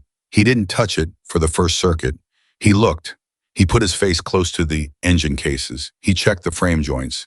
He ran a finger along the edge of one cylinder fin and examined what came off on his skin. He crouched and looked at the primary chain area. He stood and looked at the overall relationship of the components, the way things sat relative to each other, what was original and what had been replaced, and whether the replacements had been done with understanding or convenience. Then he talked for 4 minutes without stopping. He talked about the corrosion pattern on the left exhaust port that suggested the bike had sat in a coastal environment for a period before its current history, which would mean the internal surfaces needed specific attention beyond what a standard rebuild would address. He talked about the replacement rear fender, which was not period correct and had been fitted without the correct mounting bracket modification, creating a stress point at the left rear stay. He talked about the wiring, which had been partially replaced at some point with wire of a slightly different gauge that would create resistance issues under load. He talked about the fork seals, which were weeping just enough that they hadn't been flagged as a problem, but would be one within the year. He stopped. Frank Dawson had not moved during any of this. He had his arms crossed and his head slightly tilted, and the expression of a man whose internal calculation is running faster than his face is reporting. "The coastal corrosion," Frank said. "How did you get that from looking at the exhaust port? The oxidation pattern is inconsistent with desert or inland storage. It's diffuse rather than localized. Salt air creates a different distribution than dry heat." He paused. "My grandfather had a bike come through the shop once that had spent time in Humboldt County. He showed me the difference." "How old were you?" "9, so." Frank uncrossed his arms. He walked to the workbench, picked up a rag, and wiped his hands with the deliberate thoroughness of a man buying himself a moment to think. "I've had 3 people stone Carter sent me in the past 3 years," he said. "One knew how to change oil and thought that was the same as knowing mechanics. One knew what things were called without understanding what they did. One was genuinely talented but couldn't be in the shop for 40 minutes without needing to tell me about it." He set the rag down. "What I need is someone who understands that this work is a conversation between you and the machine, and the machine always knows more than you do until you've done enough of them." "That's what my grandfather called it," Ethan said. "A conversation." Frank looked at him. "Did he?" "He said the machine will tell you everything that's wrong with it if you know how to listen. He said most mechanics don't listen, they just look." A long silence. "Trial period," Frank said. 30 days. You show up at 6:30. You don't touch anything without understanding why you're touching it. You ask questions when you don't know something, and you don't pretend when you do. At the end of 30 days, we talk about what comes next." He named a daily rate that was fair, not generous fare, and said it could convert to hourly once Ethan had demonstrated his actual pace of work. "Yes, sir," Ethan said. "Don't call me sir. Frank is fine." He turned back to the workbench. "You can start by telling me everything else you noticed about that FLH that you decided not to say because you thought you'd already said enough." Ethan almost smiled. "The ignition timing is slightly retarded. You can see it in the plug color through the port threads. And the front brake cable has been adjusted rather than replaced. One too many times, the strands at the lever end are starting to fray in a way that suggests it was installed by someone who was more interested in saving money than maintaining safety." Frank picked up the pick again. "Good," he said. "Now get started." The first week at Dawson Cycle Works was the hardest week of Ethan's professional life and the best week of his professional life simultaneously, which was a combination he understood intuitively because Raymond had warned him that the best work and the most demanding work were almost always the same work. Frank Dawson was not a cruel teacher or a harsh one, but he was an exacting one in the specific way of people who have spent 50 years refusing to accept less than correct and have lost the ability to experience the approximate as sufficient. He had a radar for shortcuts that registered somewhere deep in him before it registered consciously. He would be working on his own bench across the shop, apparently fully engaged, and he would pause and walk over to where Ethan was working and say, not unkindly but with absolute certainty, "That's not right," and wait while Ethan found the not right thing and corrected it. I was right every time. The thing was, and Ethan recognized this on the third day and felt the recognition land in his chest like something clicking into proper alignment. Frank Dawson was teaching him, not in the announced way, not with lessons and demonstrations, but in the way Raymond had taught him, which was by creating the conditions in which learning was the only available response to the demands being made. By the end of the first week, Ethan could feel himself becoming more precise. The call to Carol Marsh happened on the fourth day. Ethan made it on his lunch break, sitting in the narrow alley beside the shop with the paper from Hawk in one hand and the cheap prepaid phone he'd bought with some of the first day's wages in the other. Carol Marsh answered on the second ring and said yes before Ethan had finished explaining who he was and how he'd gotten her number. "Victor Reynolds doesn't give my number to many people," she said. Her voice was the voice of a woman who had run something important for a long time and had developed the capacity to assess a situation very quickly. "Tell me about your sister," Ethan told her. He gave it to her straight, the way he'd learned to give things straight, not dramatize, not minimize the actual facts in the actual sequence. Lily's age, their father's departure, the temporary housing at Mrs. Garner's, the timeline, what Lily needed. Carol Marsh asked 4 questions. They were the right 4 questions, the ones that revealed she understood exactly what she was evaluating and had done this enough times to know where the real information lived. Then she said, "I have a placement that could work. It's with a woman who has been hosting teenagers for 11 years and has 2 other kids in the house right now. She's good. Your sister would be safe and she'd be with people, not just housed." "What do I need to do?" Ethan asked. "Tell me when you can bring your sister to meet her. I'll arrange the rest." Ethan leaned his head back against the wall behind him. He closed his eyes for a moment. "This weekend, Saturday afternoon." "I'll make the call," Carol said. And Ethan Victor said, "You'd want to know that this isn't favor currency. What we do here is what we do because it's right. You don't owe anyone anything for it." Ethan's jaw was tight. "Thank you," he said, and his voice was mostly steady. "Saturday," she said. "I'll send you the address." He sat in the alley for another 3 minutes after the call ended. He wasn't doing anything. He was just sitting, letting the thing he'd been carrying in a particular tense way for 8 months loosen by 1 full degree. Then he went back inside. Frank was at the workbench. He didn't look up. "Good news or bad?" he said. Ethan looked at him. "How did you know I was on a call?" "You went outside. You only do that when it's something that matters." Frank set down his tool. "I'm guessing family." "My sister," Ethan said. "I found a stable housing placement for her." Frank nodded once, the gesture of a man who understood that certain things were complete in themselves and didn't require elaboration. "Then get back to that carburetor. The float seat isn't going to seat itself." The twist that nobody saw coming arrived at the end of the second week. Richard Cole walked through the door of Dawson Cycle Works at 10:15 on a Thursday morning. Ethan was underneath a 78 lowrider on a creeper board with his hands in the primary case when he heard the bell above the door, and the quality of Frank's silence changed, became the particular silence of a man who has looked up and registered something unexpected and is deciding in real time how to handle it.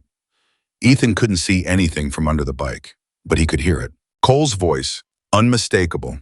The register of easy authority slightly modulated from when Ethan had last heard it, but the same underlying instrument. "I'm looking for the owner," Cole said. "I have a commission proposal. I'm developing a property about 12 miles north, and I want to display some vintage motorcycles in the lobby. It's a high-end residential development, so I want pieces that convey a certain—" "I don't do lobby pieces," Frank said. His voice had the specific flatness of a man who is deciding whether to say more.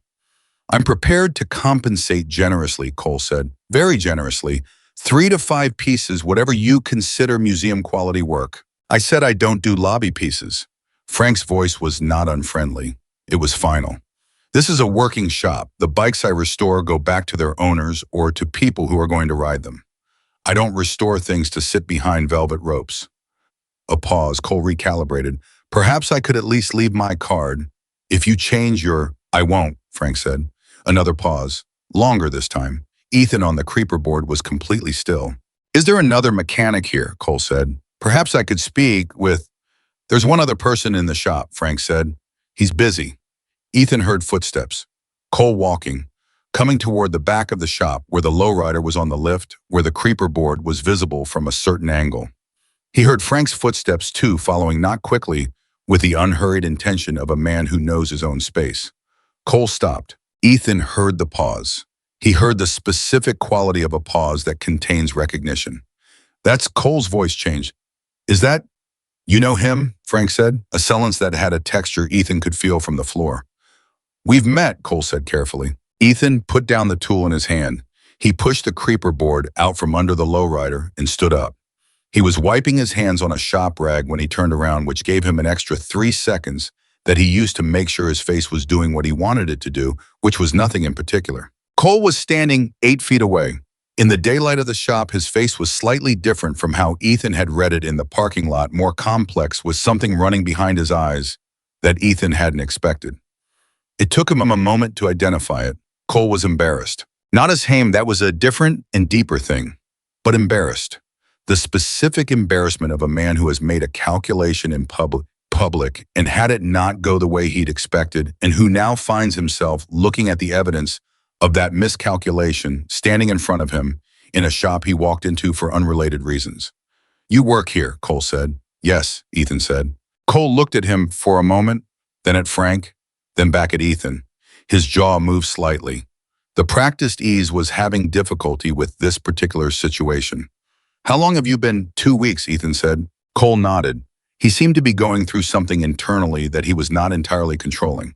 You told the truth in that parking lot, he said, and the sentence came out with a slightly different texture than anything he'd said before, less the register of easy authority and more the register of a man who is being precise because precision is costing him something. Yes, Ethan said. It put me in an uncomfortable position. I know it did. Cole looked at him for another moment. He was not accustomed to conversations that went this way. The repair to the motorcycle, he said. The amount I paid Dale, was that fair? Did it cover the actual damage? Ethan thought about it.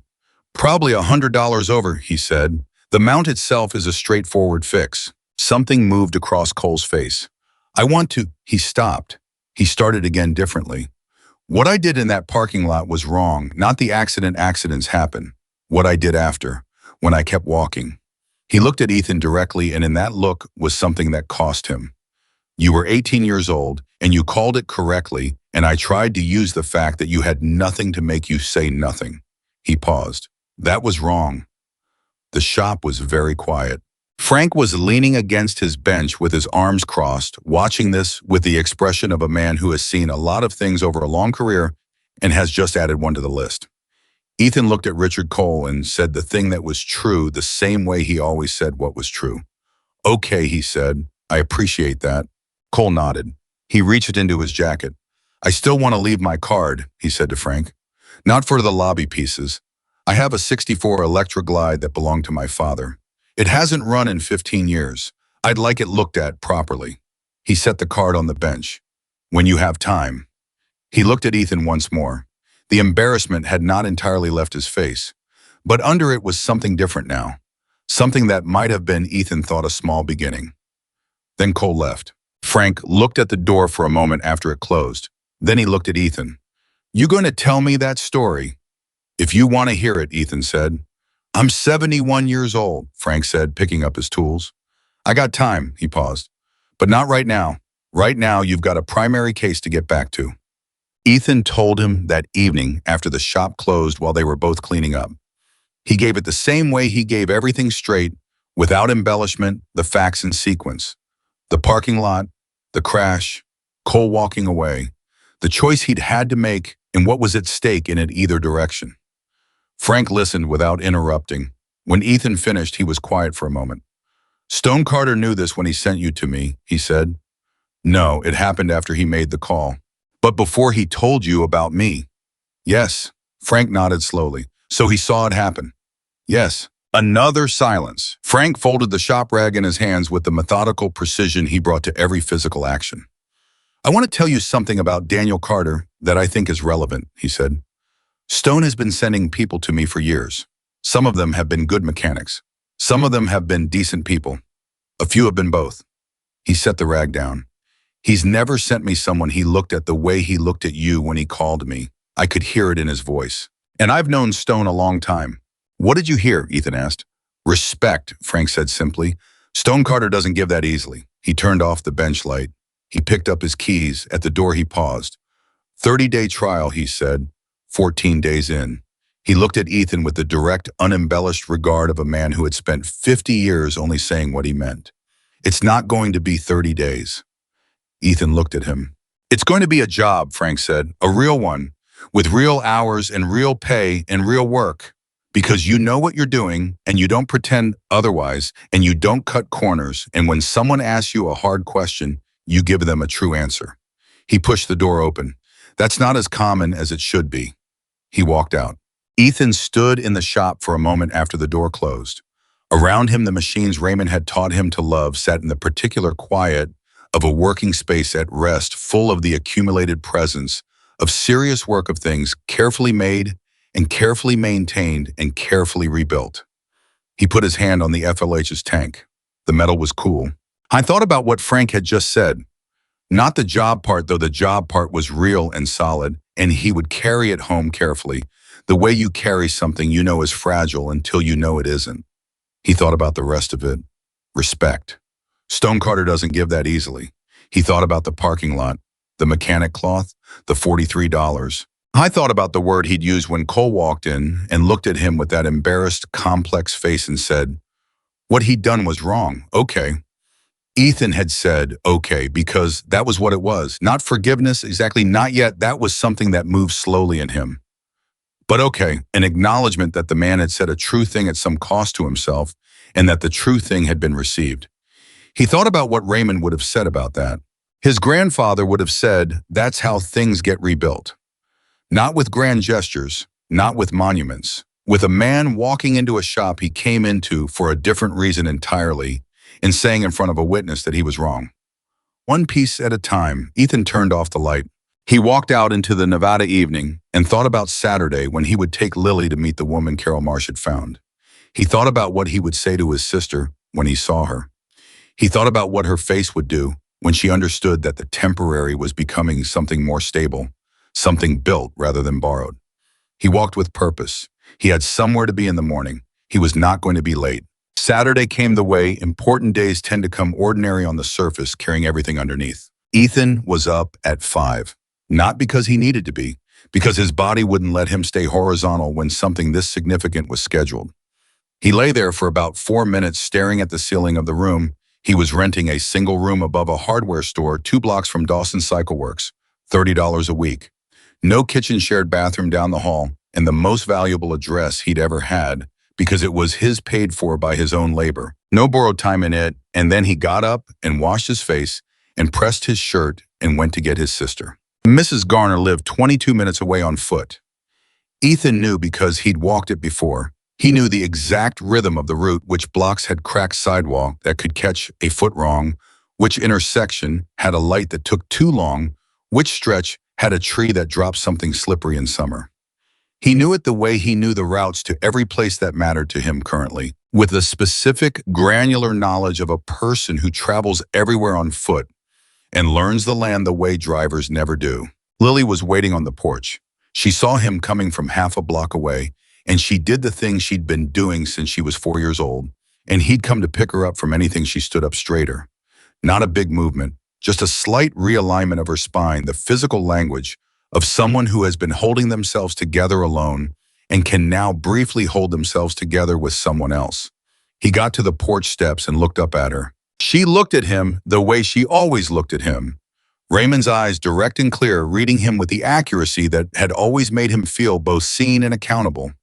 You look better, she said. I have a job, he said. Her expression shifted. Not dramatically, Lily did not do dramatic, but it shifted in the way that 14-year-old faces do when they receive information they have been quietly, desperately hoping for without letting themselves say so. A real one, real hours, real pay work that uses what I know. He paused. Frank Dawson, restoration shop. He knew Grandpa. She was quiet for a moment. Then softly, did he met him once, 1987, said he respected him. He respected. Lily looked at her hands for a moment. Then she looked back at Ethan and something in her face had settled into a different configuration. Something that was not happiness. Exactly. Happiness was too simple a word for what lived in it, but was the specific quality of a weight being redistributed between two people who have been sharing it unevenly for a long time. Tell me about where we're going, she said. Ethan sat on the porch step and told her everything. Carol Marsh, the phone call, what Hawk had done and who Hawk was, and how Ethan had ended up in a diner parking lot with a mechanic cloth and what had happened after. He gave it to her straight, no protective editing, because Lily was 14 and had already demonstrated in the past 8 months that she was better served by accurate information than by a managed version of it. She listened without interrupting, which was her nature, the same way it was Raymond's nature absorbing everything before responding to any of it. When he finished, she said, "A Hell's Angel gave you the number." "Yes." "And he called her Victor." "That's his name. Everyone else calls him Hawk." She thought about that for a moment. Grandpa would have had a lot to say about that. He would have said the vest doesn't make the man. He would have said exactly that. A pause. He also would have said something about not judging a book by its chapter patch. Ethan laughed. It came out of him with a naturalness that surprised him slightly, the way laughter had been surprising him lately. Since the shop, since the work, since the gradual return of days that had forward motion to them. "That was terrible," he said. "I know," Lily said. And she smiled, and it was the first time he'd seen her smile in longer than he could precisely calculate. And it landed in him the way things land when you didn't know how much you needed them until they arrived. Carol Marsh was a woman in her early 60s who operated out of a modest office attached to a transitional housing facility on the west side. And she was, as Hawk had implicitly communicated, and Ethan had inferred from the phone call, exactly the right person for the thing she had devoted herself to doing. She had the particular quality of people who have done important work long enough to have stripped away everything performative about it. No manufactured warmth, no practiced empathy, just the genuine article, direct and steady and attentive in a way that made you feel assessed and cared for simultaneously. She shook Lily's hand first before Ethan's, which Lily noticed and which registered in her posture as appreciation. "Tell me what you need," Carol said to Lily, not to Ethan. To Lily. Lily looked at her. "I need somewhere stable enough that I can focus on school, and I need to know my brother can come see me." She paused. "And I need it to not feel like charity." Carol nodded. "First two are guaranteed. Third one?" She tilted her head. "What would make it feel like not charity to you?" Lily thought about it with the thoroughness she applied to everything. "If I can contribute something, even something small, like helping with dishes or working in a garden if there is one, something that makes me part of it instead of a guest in it." Carol said, "Margaret Holloway has a garden. It's her primary passion outside of the kids she takes in. She'll put you to work in it before the first week is out, and she will expect you to take it seriously." Lily said, "Good." Carol looked at her for a moment with an expression that Ethan read as genuine admiration, the unsentimental kind. Then she looked at Ethan. "She's going to be fine," she said. "I want you to hear that directly." Ethan nodded. His jaw was tight. "I know," he said. His voice was almost entirely steady. "You both are?" Carol said. She turned to the papers on her desk. "Let's get the details sorted." Margaret Holloway lived in a house that felt immediately like the kind of place that had been made a home by sustained and deliberate effort over a long period of time, the kind of home you could feel the intention in. She was 63, stout with gray hair, cut practically short, in the hands of someone who gardened seriously and cooked seriously and took seriously the business of making a physical space feel inhabited rather than merely occupied. She met them at the door and looked at Lily the way you look at someone you intend to know rather than someone you intend to manage. "Carol says you'll work in the garden," she said. "Yes, ma'am," Lily said. "Do you know anything about gardening?" "No," Lily said, "but I learned fast." Margaret Holloway nodded once with the decisiveness of someone making a final judgment. "Then we'll get along fine." She stepped back from the door. "Come in. I'll show you the room." Ethan stood in the living room while Margaret took Lily upstairs, and he looked at the photographs on the walls. Kids of various ages, various years, the photographic record of a woman who had been doing this for a long time, and he felt something he hadn't felt in so long. It took him a moment to name it. Safe. He felt safe. Not for himself, he hadn't had the luxury of making that a primary concern, but for Lily. He felt her safe. I was still looking at the photographs when Lily came back down. She stopped at the bottom of the stairs. She looked at him. Her eyes were very bright, but she was not going to cry because she was Raymond's granddaughter, and Raymond's granddaughter didn't cry in front of people whose opinions she cared about establishing. "It's a good room," she said. "Yeah, it has a window that faces east." She paused. "I'll get the morning light." Ethan thought about the storage room cot at the diner. He thought about the stripped mattress on his 18th birthday. He thought about the $43. "Wutim." "Good, eh?" he said, and meant it more than he could say. The weeks that followed had the particular quality of things that are quietly, incrementally becoming real. Not dramatic, not sudden. The way a repair comes together when all the components are correct and all the tolerances are met. Not with a single decisive moment, but with the accumulation of small rightnesses that add up to something whole. At Dawson's Cycle Works, Ethan moved from trial to permanent with a brevity that was characteristic of Frank Dawson. One morning, Frank simply changed the conversation from daily rates to weekly wages without announcement, as if the transition were too obvious to require marking, and Ethan accepted the change with equal lack of ceremony because both of them understood that the ceremony would have been redundant. I was good at the work. He had always known he was good at it, the way you know things about yourself that have been confirmed over years of evidence. But there is a difference between knowing and being allowed to demonstrate, and Frank Dawson's shop gave him the second thing in full measure. The FLH came apart and went back together with the kind of systematic care that Frank watched once, commented on once, and then left entirely in Ethan's hands. The coastal corrosion treatment he diagnosed on the first morning turned out to be exactly right. When the cylinders came off, they revealed internal oxidation patterns that would have caused problems within 2 riding seasons if left unaddressed. Frank mentioned this exactly once with characteristic brevity. "You were right about the coastal exposure. Good eyes. You would have caught it when the cylinders came off," Ethan said. "Yes," Frank said, "but you caught it before." He returned to his bench.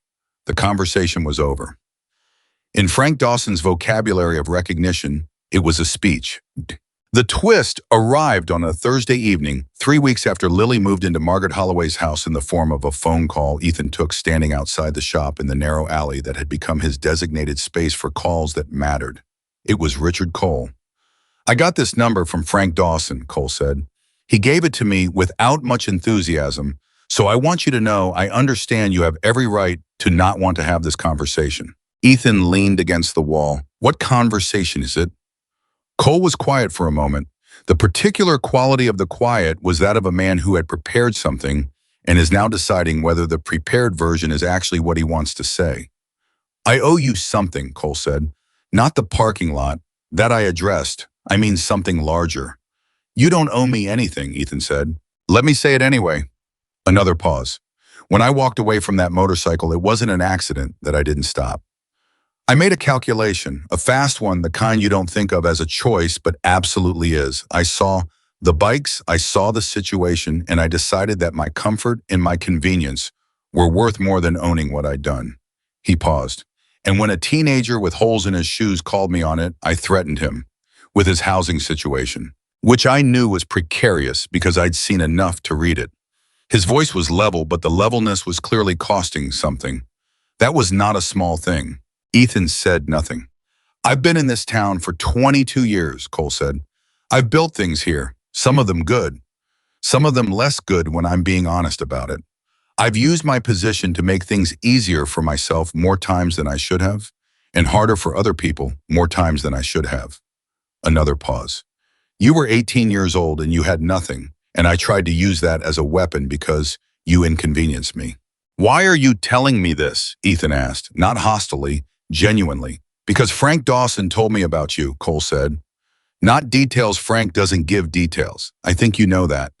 But he told me what you're doing and what you came from, and I've been sitting with the parking lot for 3 weeks, and I'm a man who has, in my better moments, tried to address things directly."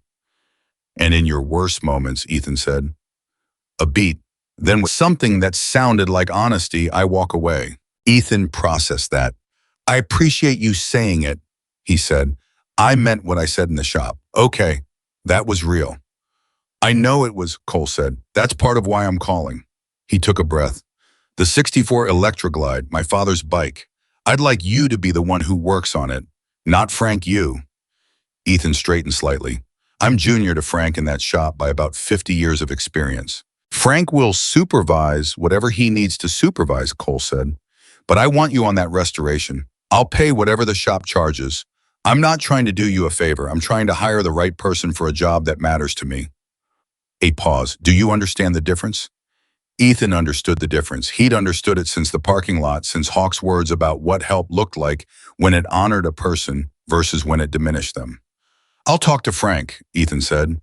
That's all I'm asking, Cole said. After the call ended, Ethan stood in the alley for a moment. He thought about his grandfather's Electra Glide, the first one he'd restored, the one Raymond had left unfinished. He thought about the cracked case half Raymond had been nursing for 3 seasons without mentioning. He thought about what it meant to bring a machine back from neglect, to find each thing that had gone wrong and address it correctly to return it to running condition, not approximately but genuinely. I thought about Cole's voice on the phone, the way the levelness had cost something. He thought that maybe the machine and the man were not entirely different problems. Frank listened to the account of the phone call the next morning without interrupting. He was cleaning the same carburetor he'd been working on when Ethan walked in on the first morning, which turned out to be a restoration piece for a customer's '52 Indian Chief. And he gave it the same complete attention he gave everything while Ethan talked. When Ethan finished, Frank set down the pick. What do you think? Ethan asked. I think Richard Cole is a man who has spent most of his life being successful enough that he didn't have to examine himself closely, Frank said. And I think he walked into this shop 2 weeks ago and had the experience of examining himself in front of an audience, and he didn't like what he saw. Is that enough? Ethan said. It's a beginning. Frank picked up the pick again. The question is what he does with it. A man can feel bad about a thing he did without changing the way he makes decisions. That's actually the more common outcome. And the less common outcome, Frank was quiet for a moment. The less common outcome is when the feeling of it changes something structural. When a man looks at the pattern of his choices and decides a pattern is wrong, not just the specific choice. He turned the carburetor in his hands. We'll know which one he is by watching what he does, not what he says. He wants me on his father's Electra Glide. I know, he called me before he called you. Frank looked at him. I told him you'd talk to him if you decided to and that I wouldn't pressure you either way. Ethan nodded. He also told me, Frank said with the deliberate pace of a man who was choosing the moment for a specific piece of information, that he's been trying to block a variance application for a building on the corner of 5th and Mineral, the building that houses the transitional program Carol Marsh runs. Ethan went very still. He's been opposing the renewal of the operating permit on the basis of zoning technicalities, Frank said. Nothing personal, he said, just an area he had development interests in. He set the carburetor down. He called me last night to tell me he was withdrawing the opposition. The shop was quiet. He told you, Ethan said slowly. He said I should tell you. He said he didn't want to use it as part of the conversation with you because he didn't want it to look like he was buying something. Frank's expression had the texture of a man delivering a verdict. He thought the information should come from a neutral party. Ethan sat with that, the full weight of it, Carol Marsh's program, the placement that was keeping Lily and Margaret Holloway's house with the east-facing window and the garden. The permit that had been under threat from a man who 3 weeks ago had threatened an 18-year-old with his housing situation in a parking lot. The same man who was now calling to say he was wrong. He withdrew it before he called me, Ethan said. Last night, Frank confirmed. Before. Ethan was quiet for a long time. Then he said, tell him I'll work on the Electra Glide. Frank nodded once. He picked up the pick. Goodwood, he said. Now get back to the FLH. I want those cases torqued before noon. Cole's '64 Electra Glide arrived on a flatbed on a Monday morning, and the moment it was unloaded, Ethan understood why Cole had said it mattered to him. The bike had not been ridden in 15 years, but it had been stored correctly, which meant the damage was the damage of time rather than the damage of neglect.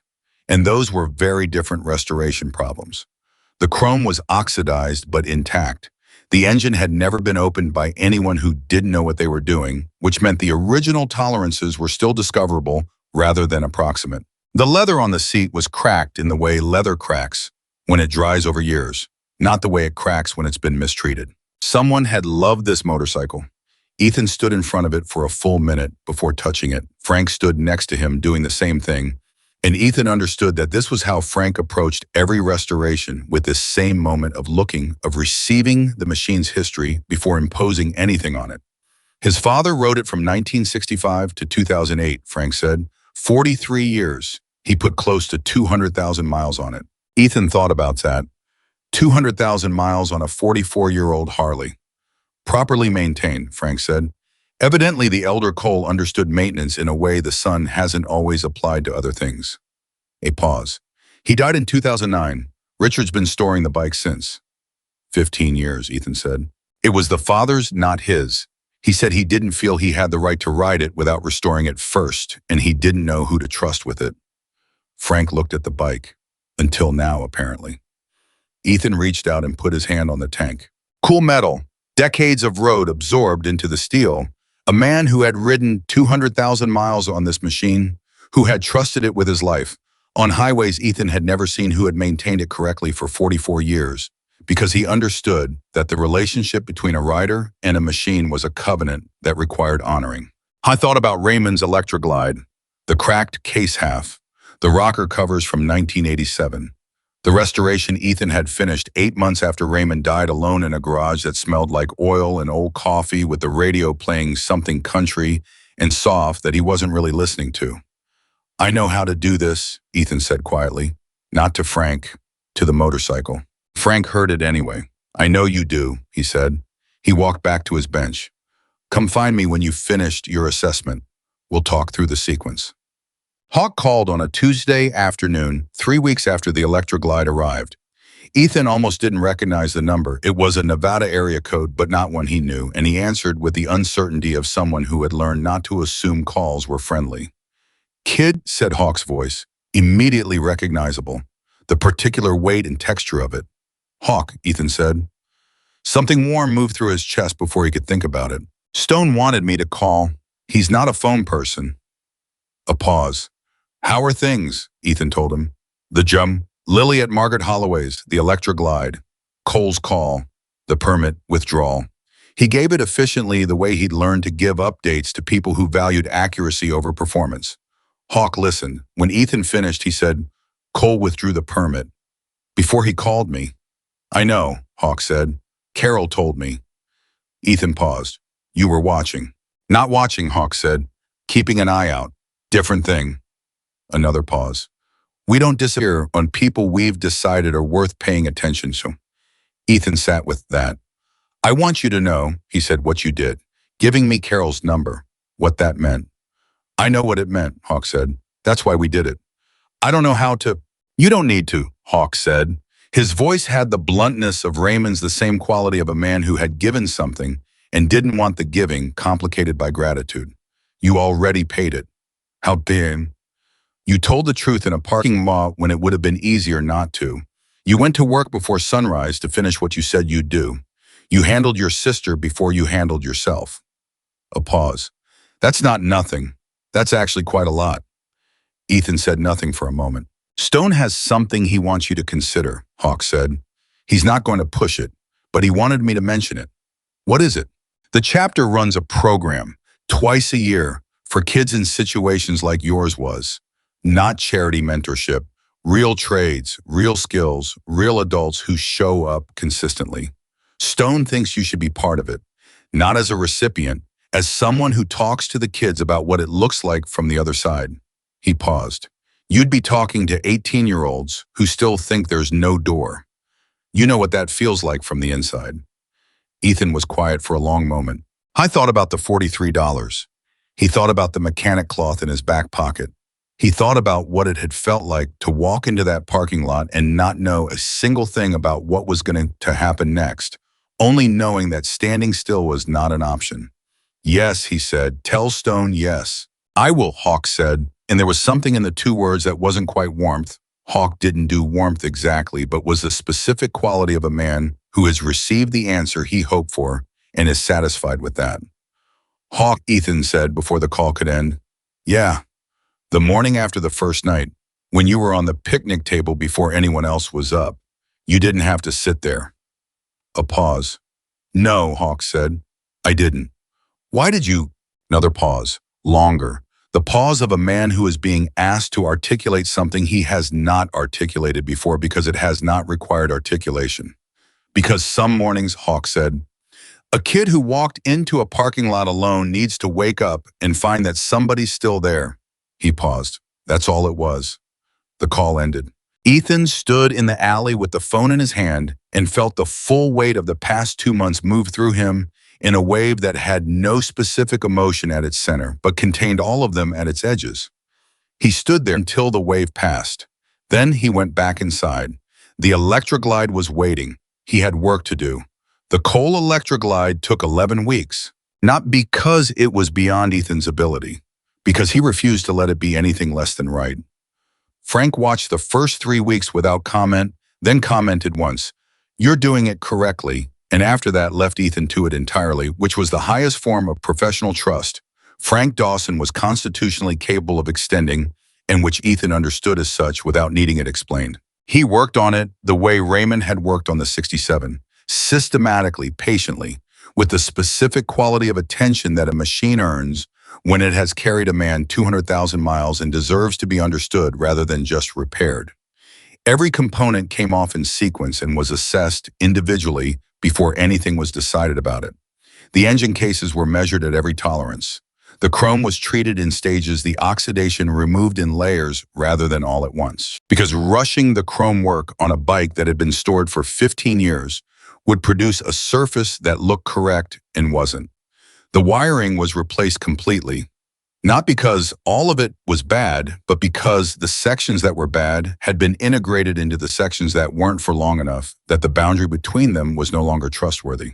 He rebuilt the carburetor himself the same way Frank had taught him, not by following a procedure, but by understanding each component's function well enough that the procedure was a confirmation of knowledge rather than a substitute for it. He found in the left cylinder a repair that had been done sometime in the early 1990s by someone who knew exactly what they were doing. A hairline crack in the fin, professionally welded, invisible, unless you were specifically looking for it, holding perfectly after 30 plus years. Ethan spent 20 minutes examining it before he understood what he was looking at. Then he sat back and thought about the elder Cole, a man he'd never met, a man who had ridden this machine for 4 decades through Nevada and wherever else the road had taken him, and thought about what it meant to maintain something correctly for that long. To keep faith with a machine the way you kept faith with anything that mattered. To repair it when it needed repairing and not pretend otherwise. I thought about the sun. He thought about the phone call and the permit and the way Cole's voice had sounded when he said the word wrong. He thought about Raymond's case half-nursed quietly for 3 seasons, the thing Raymond hadn't mentioned to anyone because Raymond had his own version of pride that sometimes worked against him. Nobody was simple. That was the thing Ethan had learned in the months since his birthday, the thing the parking lot had started teaching him, and Frank's shop had continued, and Lily's east-facing window had confirmed. Nobody was a single thing. Cole was a man who walked away from what he'd done and a man who withdrew a permit before making the call. Hawk was a Hell's Angel who sat on a picnic table before sunrise so a kid would wake up and find someone still there. Frank Dawson was a man who said good when he meant you've earned this and let the word carry everything he didn't know how to say at volume. And Raymond Miller was a man who spent 30 years teaching his grandson the difference between repairing something and understanding it using motorcycles as the medium, because motorcycles were what he had, knowing the whole time that the real lesson was never about machines. Ethan torqued the last bolt on the primary case on a Wednesday morning in November, pushed himself upright, and stood back. The bike was done. He stood there for a moment in the specific silence of a completed thing. The silence that comes when work that required everything you had is finally finished and the shape of it is whole. Frank came over. He walked a full circuit around the bike without touching it, the same way Ethan had approached it 11 weeks ago. He looked at every surface. He crouched at the engine. He checked the chrome with his eyes the way a man checks chrome when he knows exactly what he's looking for. He straightened up. He looked at Ethan. "Your grandfather would recognize this work," he said. 3 seconds of silence. "Thank you," Ethan said. His voice was completely steady. He had gotten very good at keeping his voice completely steady when things hit him. "Call Cole," Frank said. "Tell him it's ready." Richard Cole arrived on a Friday afternoon, And whatever Ethan had anticipated about how the man would receive the finished machine, what actually happened was different enough from the anticipation that it stopped him. Cole walked in with the manner he always carried, the practiced ease, the professional bearing, and then he saw the bike, and the manner left him entirely. He stopped walking. He stood about 6 feet from the Electroglide and just looked at it. He didn't say anything for a long time, long enough that Ethan standing to the side began to understand that what was happening was not evaluation. Cole was not looking at the chrome or the engine or the quality of the restoration. He was looking at his father. When Cole finally spoke, his voice had a texture Ethan had not heard from him before. "I used to let me sit on it," Cole said. "When I was small, before I was old enough to understand what it was. I just thought it was the biggest, loudest, most magnificent thing in the world." He was quiet for another moment. "He never let me ride it. He said some things you keep for yourself, not because you're selfish, but because they're too important to share casually." His jaw moved. "I used to resent that when I was younger. I understand it now." Ethan said nothing. There was nothing to say that wouldn't diminish the moment. Cole reached out and touched the tank. His hand rested there for a few seconds. Then he turned to face Ethan, and the look on his face was the most unguarded thing Ethan had seen from him. More unguarded even than the embarrassment in the shop, more unguarded than the phone call. "I have a question," Cole said, "and I want an honest answer, because that's what you give." "Okay," Ethan said. "Does it run like it should?" Ethan looked at him. "First kick," he said. "I tested it twice." Something broke open in Cole's face then briefly and was controlled almost immediately, but Ethan saw it. He saw the exact moment when a man who had been carrying 15 years of a stored machine and everything the machine represented felt the weight of it lift. "How much do I owe?" Cole said. Frank named the figure. Cole wrote the check without looking at it, which was the kind of thing men did when the money was not the point, and handed it over. Then he looked at Ethan. "I want to say something to you," he said, "directly." "Okay," Ethan said. "What you did in that parking lot, I've thought about it a great deal. Not what it cost you. What it should have cost me and didn't, because I've spent most of my life in positions where the things I do don't cost me enough." He paused. "I'm not going to stand here and tell you I'm a changed man. I don't think people change that completely or that fast. But I want you to know that you shifted something. The way you held your ground. The way you said, 'I'm not choosing sides, I'm just telling the truth.' I've repeated that sentence to myself more times in the past 3 months than I can count." Ethan looked at him steadily. "What do you do with it?" "I'm trying to figure out how to apply it," Cole said, "to the way I make decisions, to the calculations I run." He paused. "I'm a slow learner in certain areas, but I'm not stupid." "I know you're not," Ethan said. Cole extended his hand. "Thank you for the bike," he said, "and for the other thing." Ethan shook it. "The bike was the jaw," he said. "The other thing was free." Cole almost smiled. It was a real almost, not a performed one. He turned to Frank, shook his hand with equal directness, and walked out. Frank looked at the door after it closed. "That man is going to spend the next several years deciding who he actually is," he said. "I think that's right," Ethan said. "The decent outcome is that he figures it out." Frank picked up the check and looked at it. He looked at Ethan. "Half of this is yours." Ethan started to say something.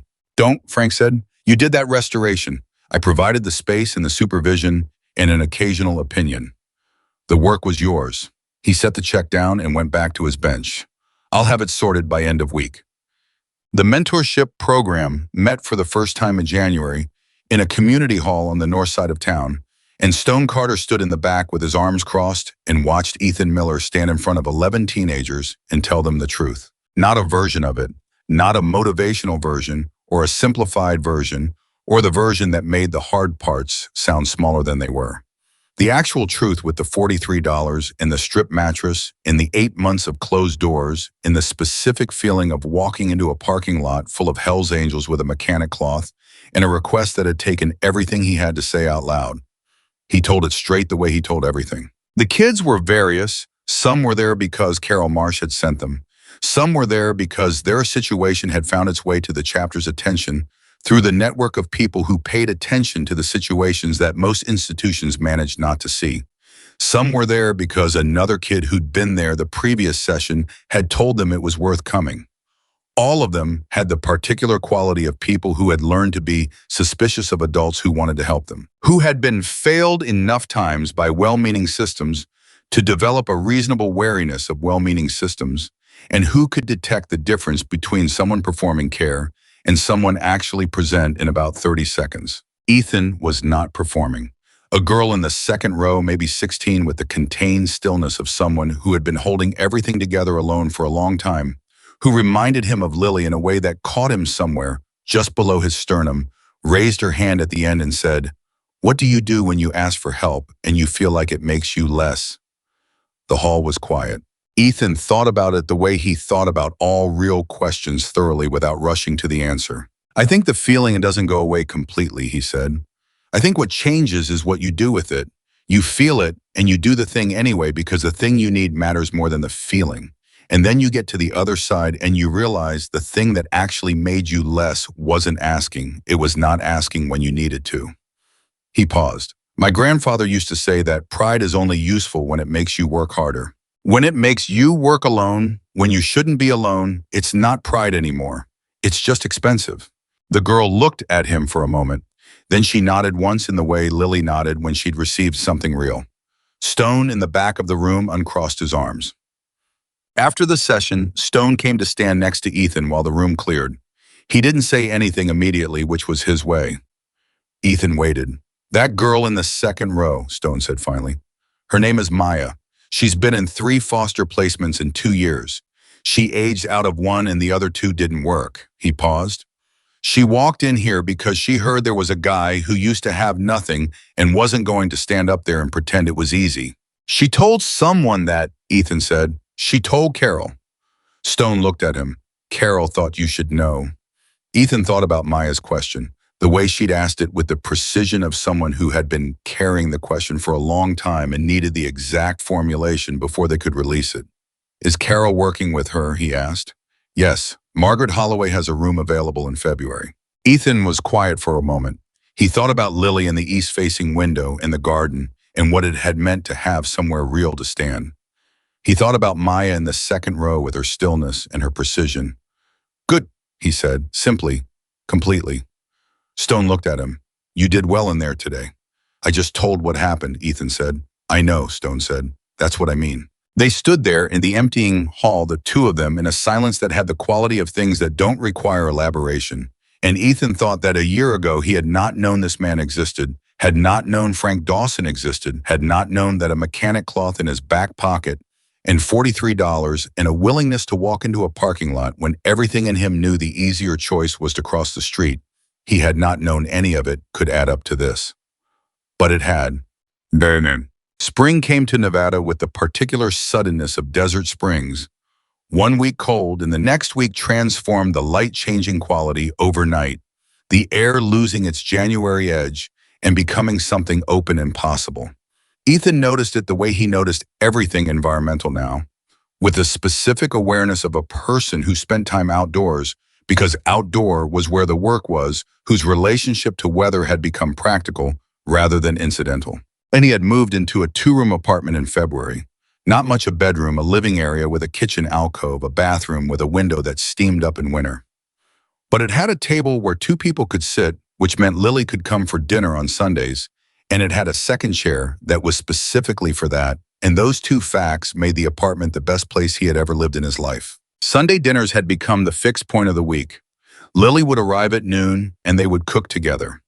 Both of them had discovered, somewhat to their mutual surprise, that cooking was a language they shared without having formally learned it, the same way they shared Raymond's directness and Raymond's patience, and Raymond's refusal to accept approximate when correct was achievable.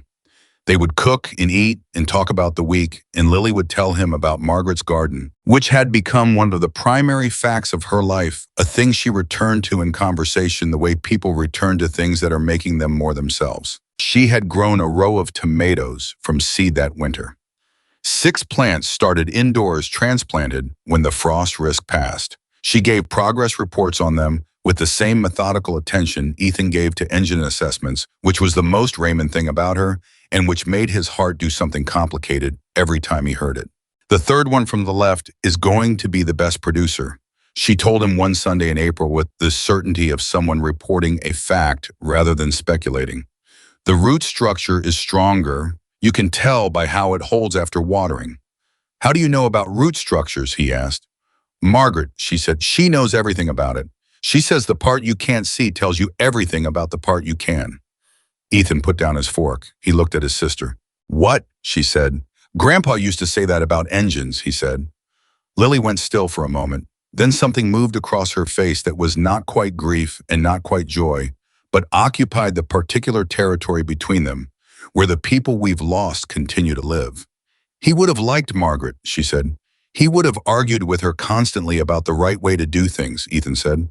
Yes, Lily said. That's how he liked people. They ate in the comfortable silence of people who have been through enough together that silence between them is never empty.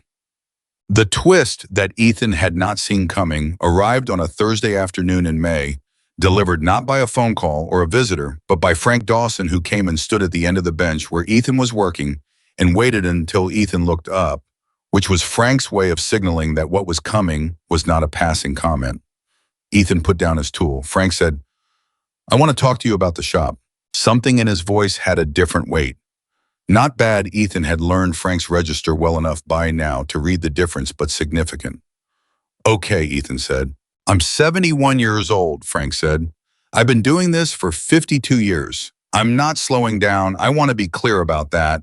I have no intention of slowing down until I can't stand at a bench anymore. But I've been thinking about what happens to this shop after I can't stand at a bench anymore, and I've been thinking about it for a while, and I haven't had a clear answer until recently. Ethan waited. I don't have children, Frank said. I don't have family in this. What I have is this shop and the work we do in it, and the specific approach to that work that I've spent 52 years developing and refining. He looked at Ethan directly. I'm not talking about retirement. I'm talking about legacy, about whether what I've built here continues after I'm gone, or whether it gets sold to someone who will change the sign and cheapen the work. The shop was very quiet. I want to make you a partner, Frank said. Not now, not this year, probably not next year. But I want to build a structure where you become a partner in this shop on a timeline that reflects how much of it you've come to understand and how much of it is built on what you bring to it. He paused. I've talked to my lawyer. There are structures for this that protect both of us and protect the shop's integrity. The details can be worked out. He looked at Ethan steadily. But I need to know whether this is something you want. Ethan looked at him. He thought about the $43. He thought about the mechanic cloth. He thought about his grandfather's hands on the electroglide patient, certain working a problem that had no solution yet until it did. I thought about what Frank had said on the first morning, no shortcuts. He thought about that sentence painted on the sign outside and what it meant that he had walked into this shop knowing nothing about it and had found those words waiting on the wall, the same words Raymond had lived by in a garage outside Reno for 20 years. I thought about what his grandfather would have said about this moment, and he knew exactly what Raymond would have said because Raymond had told him in the garage on an afternoon that smelled like oil and old coffee with the radio playing soft in the corner. Anyone can destroy something. It takes patience and character to rebuild it. Yes, Ethan said, this is what I want. Frank nodded once. The nod of a man whose internal calculation has reached its conclusion. Good, he said. He turned back to his bench. Then let's get to work. The chapter came through Nevada again in July.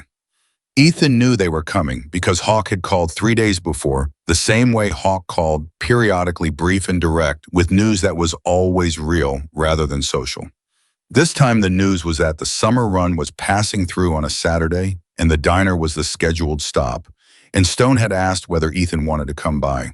He arrived at 11 in the morning. The parking lot looked exactly the way it had a year ago, row after row of Harleys, the gathered presence of the chapter, the ambient sounds of a large group at comfortable rest.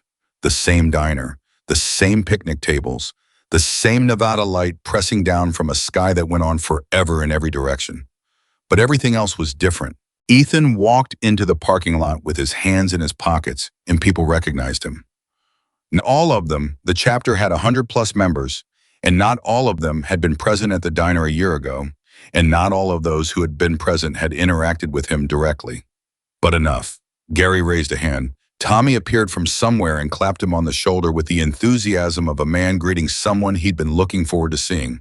Pete was sitting on an overturned crate in the same position he had occupied a year ago and nodded at Ethan with the specific economy of a man who considers a nod the appropriate volume for genuine feeling.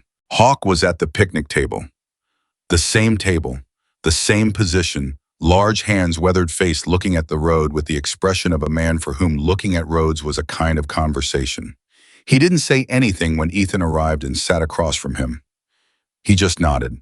They sat there for a moment in the easy silence of people who had earned the right to be quiet with each other. "How's Frank?" Hawk asked eventually. "Good. We're working on a 1948 Indian Chief. Customer brought it in from Colorado. It's the best piece I've worked on yet." He paused. "Frank says my cylinder work is cleaner than his now." He said it like it annoyed him. Hawk made the sound that might have been a laugh. "That's a compliment from Frank Dawson." "I know." Ethan looked at the parking lot. "He's talking about a partnership. Long term. It's real." Hawk was quiet for a moment. "You gonna take it?" "Already said yes." Another silence. "Your grandfather's shop," Hawk said. "The one outside Reno. What happened to it?" "Sold after my father left. Debts." Ethan paused. "The building's something else now. Dry cleaner, I think." "You ever go back?" "Once. To get the tools from storage." He thought about standing in front of that building with a storage unit key in his hand and the particular ache of a place that has been turned into something that doesn't remember what it was. "You can't tell it was ever a garage." Hawk nodded slowly. "But you can tell," he said, "because you carry it." The sentence landed in Ethan with the precision of something exactly right. He looked at Hawk. "Yeah," he said, "I do." "That's how it works," Hawk said. "What someone builds in you doesn't need the building to survive." They sat with that for a while. Stone appeared at the edge of the table, which was how Stone always appeared without announcement, as if he had simply always been there, and you were only now noticing. He looked at Ethan with the same assessing, cataloging steadiness he'd had from the beginning. "How's the program going?" he said. "The mentorship. We're in the third session now. 14 kids this round." Ethan paused. "Maya got a stable placement. She's still coming to sessions, even though her situation has improved. She's starting to be someone the newer kids talk to."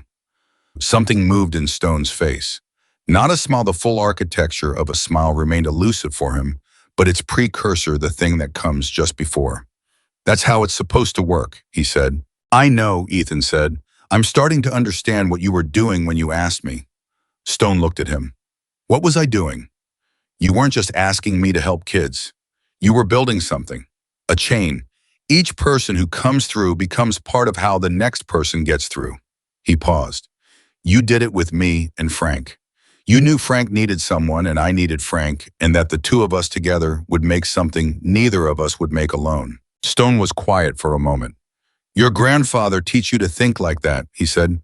"He taught me to look at how things are actually connected," Ethan said. "Not how they appear to be connected. The same principle." Stone nodded once, slow with the weight of a man giving a verdict that he has considered carefully. "Good mechanic," he said. "Your grandfather." "The best I've ever seen," Ethan said. "Until Frank." "High company," Stone said. "Yes," Ethan said. "It is." Besame. Lily came to the diner that afternoon. Ethan had asked her if she wanted to come, and she had said yes with the directness she brought to everything, and she arrived at 2 o'clock on Margaret Holloway's bicycle, which she had borrowed with the casual ease of someone who lives somewhere she belonged, and she walked into that parking lot without hesitation, because she was Raymond Miller's granddaughter, and Raymond Miller's granddaughter did not hesitate at doors. Tommy saw her first and said something to the group near him that made the group look over, and then there was the particular reconfiguration of a gathering that has had something new and worth paying attention to walk into it. Ethan made the introductions the way he did things, directly without ceremony. Lily Hawk, Lily Stone, Lily Gary, Tommy, Pete Rekas, a dozen others, whose names she would not remember, but whose faces she would. Lily shook each hand. She looked each person in the eye. She said clearly and without performance, "My brother told me what you did. I wanted to say thank you in person." Hawk looked at her for a moment. "He did the hard part," he said. "We just opened the door." "I know," Lily said, "but someone had to open it." Hawk looked at her with Raymond's same directness coming back at him from a 14-year-old's face, and something in his weathered expression shifted into a version of itself that Ethan had not seen before, something that was very clearly moved. "Your grandfather raised two good ones," Hawk said. Lily's jaw tightened slightly. She held it. "He raised us to tell the truth and finish what we start," she said. "Then he did his job," Hawk said. Late that evening, after the chapter had moved on, and the diner parking lot had returned to its ordinary size and the sound of 100 motorcycles had faded into the Nevada distance, Ethan sat on the same picnic table where Hawk had sat that first morning, a year ago, in the gray-blue light before the sun cleared the mountains. He sat there alone for a while. "I thought about the year, the specific granular reality of it, not the shape of it from a distance, but the texture of it up close. The cold walk up Route 93 in the dark, the smell of Frank's shop on the first morning, Lee's face when he told her about the housing placement, Cole's hand on his father's tank, Maya in the second row asking the question she'd been carrying the Sunday dinners with the tomato reports, the Indian chief from Colorado with its 50-year-old secrets waiting to be correctly read. I thought about all the doors that had been closed and about the one that had been opened in a parking lot by a man who had looked at a teenager with holes in his shoes and said, before anything else, before any question was asked or answered, before anything was established or proven or earned, first you eat.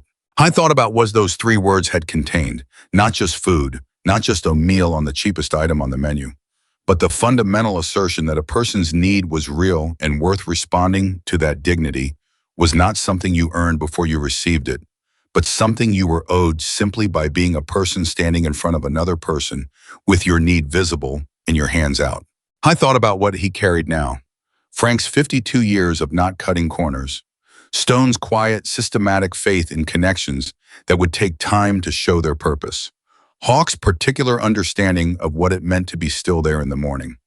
Carol's precision and directness, and the woman she'd found who grew tomatoes and gave east-facing rooms to kids who needed morning light.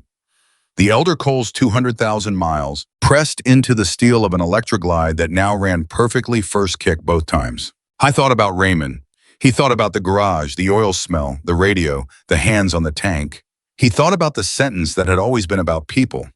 Anyone can destroy something. It takes patience and character to rebuild it. The Nevada sky overhead was enormous and clear, the kind of clear that only desert sky achieves, where the stars are not decoration, but presence, actual and specific, each one its own fact in the darkness. Ethan Miller sat under that sky and understood something he had not had the full language for until this moment, something that the year had been slowly building toward, that what Raymond had given him was not the knowledge of how to fix machines. What Raymond had given him was the knowledge of how to fix anything, how to look at something broken and not flinch, how to take it apart in the right order, how to understand each component's function before deciding what it needed, how to put it back together with the tolerance that correct demanded, not the tolerance that convenient accepted, how to test it until it ran right, not until it ran well enough, how to be patient with the process and demanding of the result simultaneously, because patience and standards were not opposites.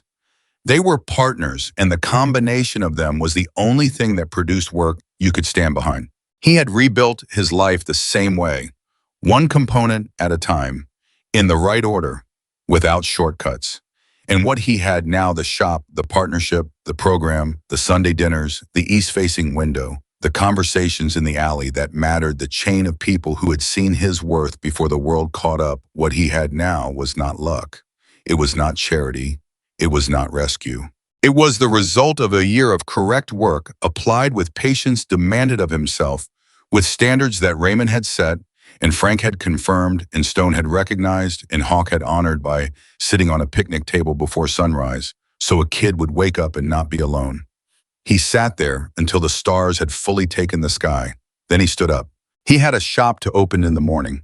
He had a 1948 Indian chief with 60 years of stories in its steel, waiting to be understood correctly. He had 14 kids in a mentorship program who would be back in 3 weeks, and one of them had a question she hadn't asked yet, and he intended to be someone worth asking. One had a sister who grew tomatoes and reported on their root structures with the precision of a person who had learned from a woman who knew things worth knowing, that the part you can't see tells you everything about the part you can. He had a grandfather who had given him everything that mattered in a garage that smelled like oil and old coffee, in words that had been waiting all along to mean more than he'd understood at the time. He walked out of the parking lot with his hands in his pockets, and the Nevada night around him and the road ahead was not lit and not promised and not guaranteed, but it was his and he knew how to walk it, and he was not walking it alone. The boy who once said, "I'll wash your bikes for food," had become the man that everyone trusted to rebuild what mattered most. Because the greatest repairs are never the ones made on machines. They are the ones made on people, one true thing, one open door, one patient, and uncompromising act of faith.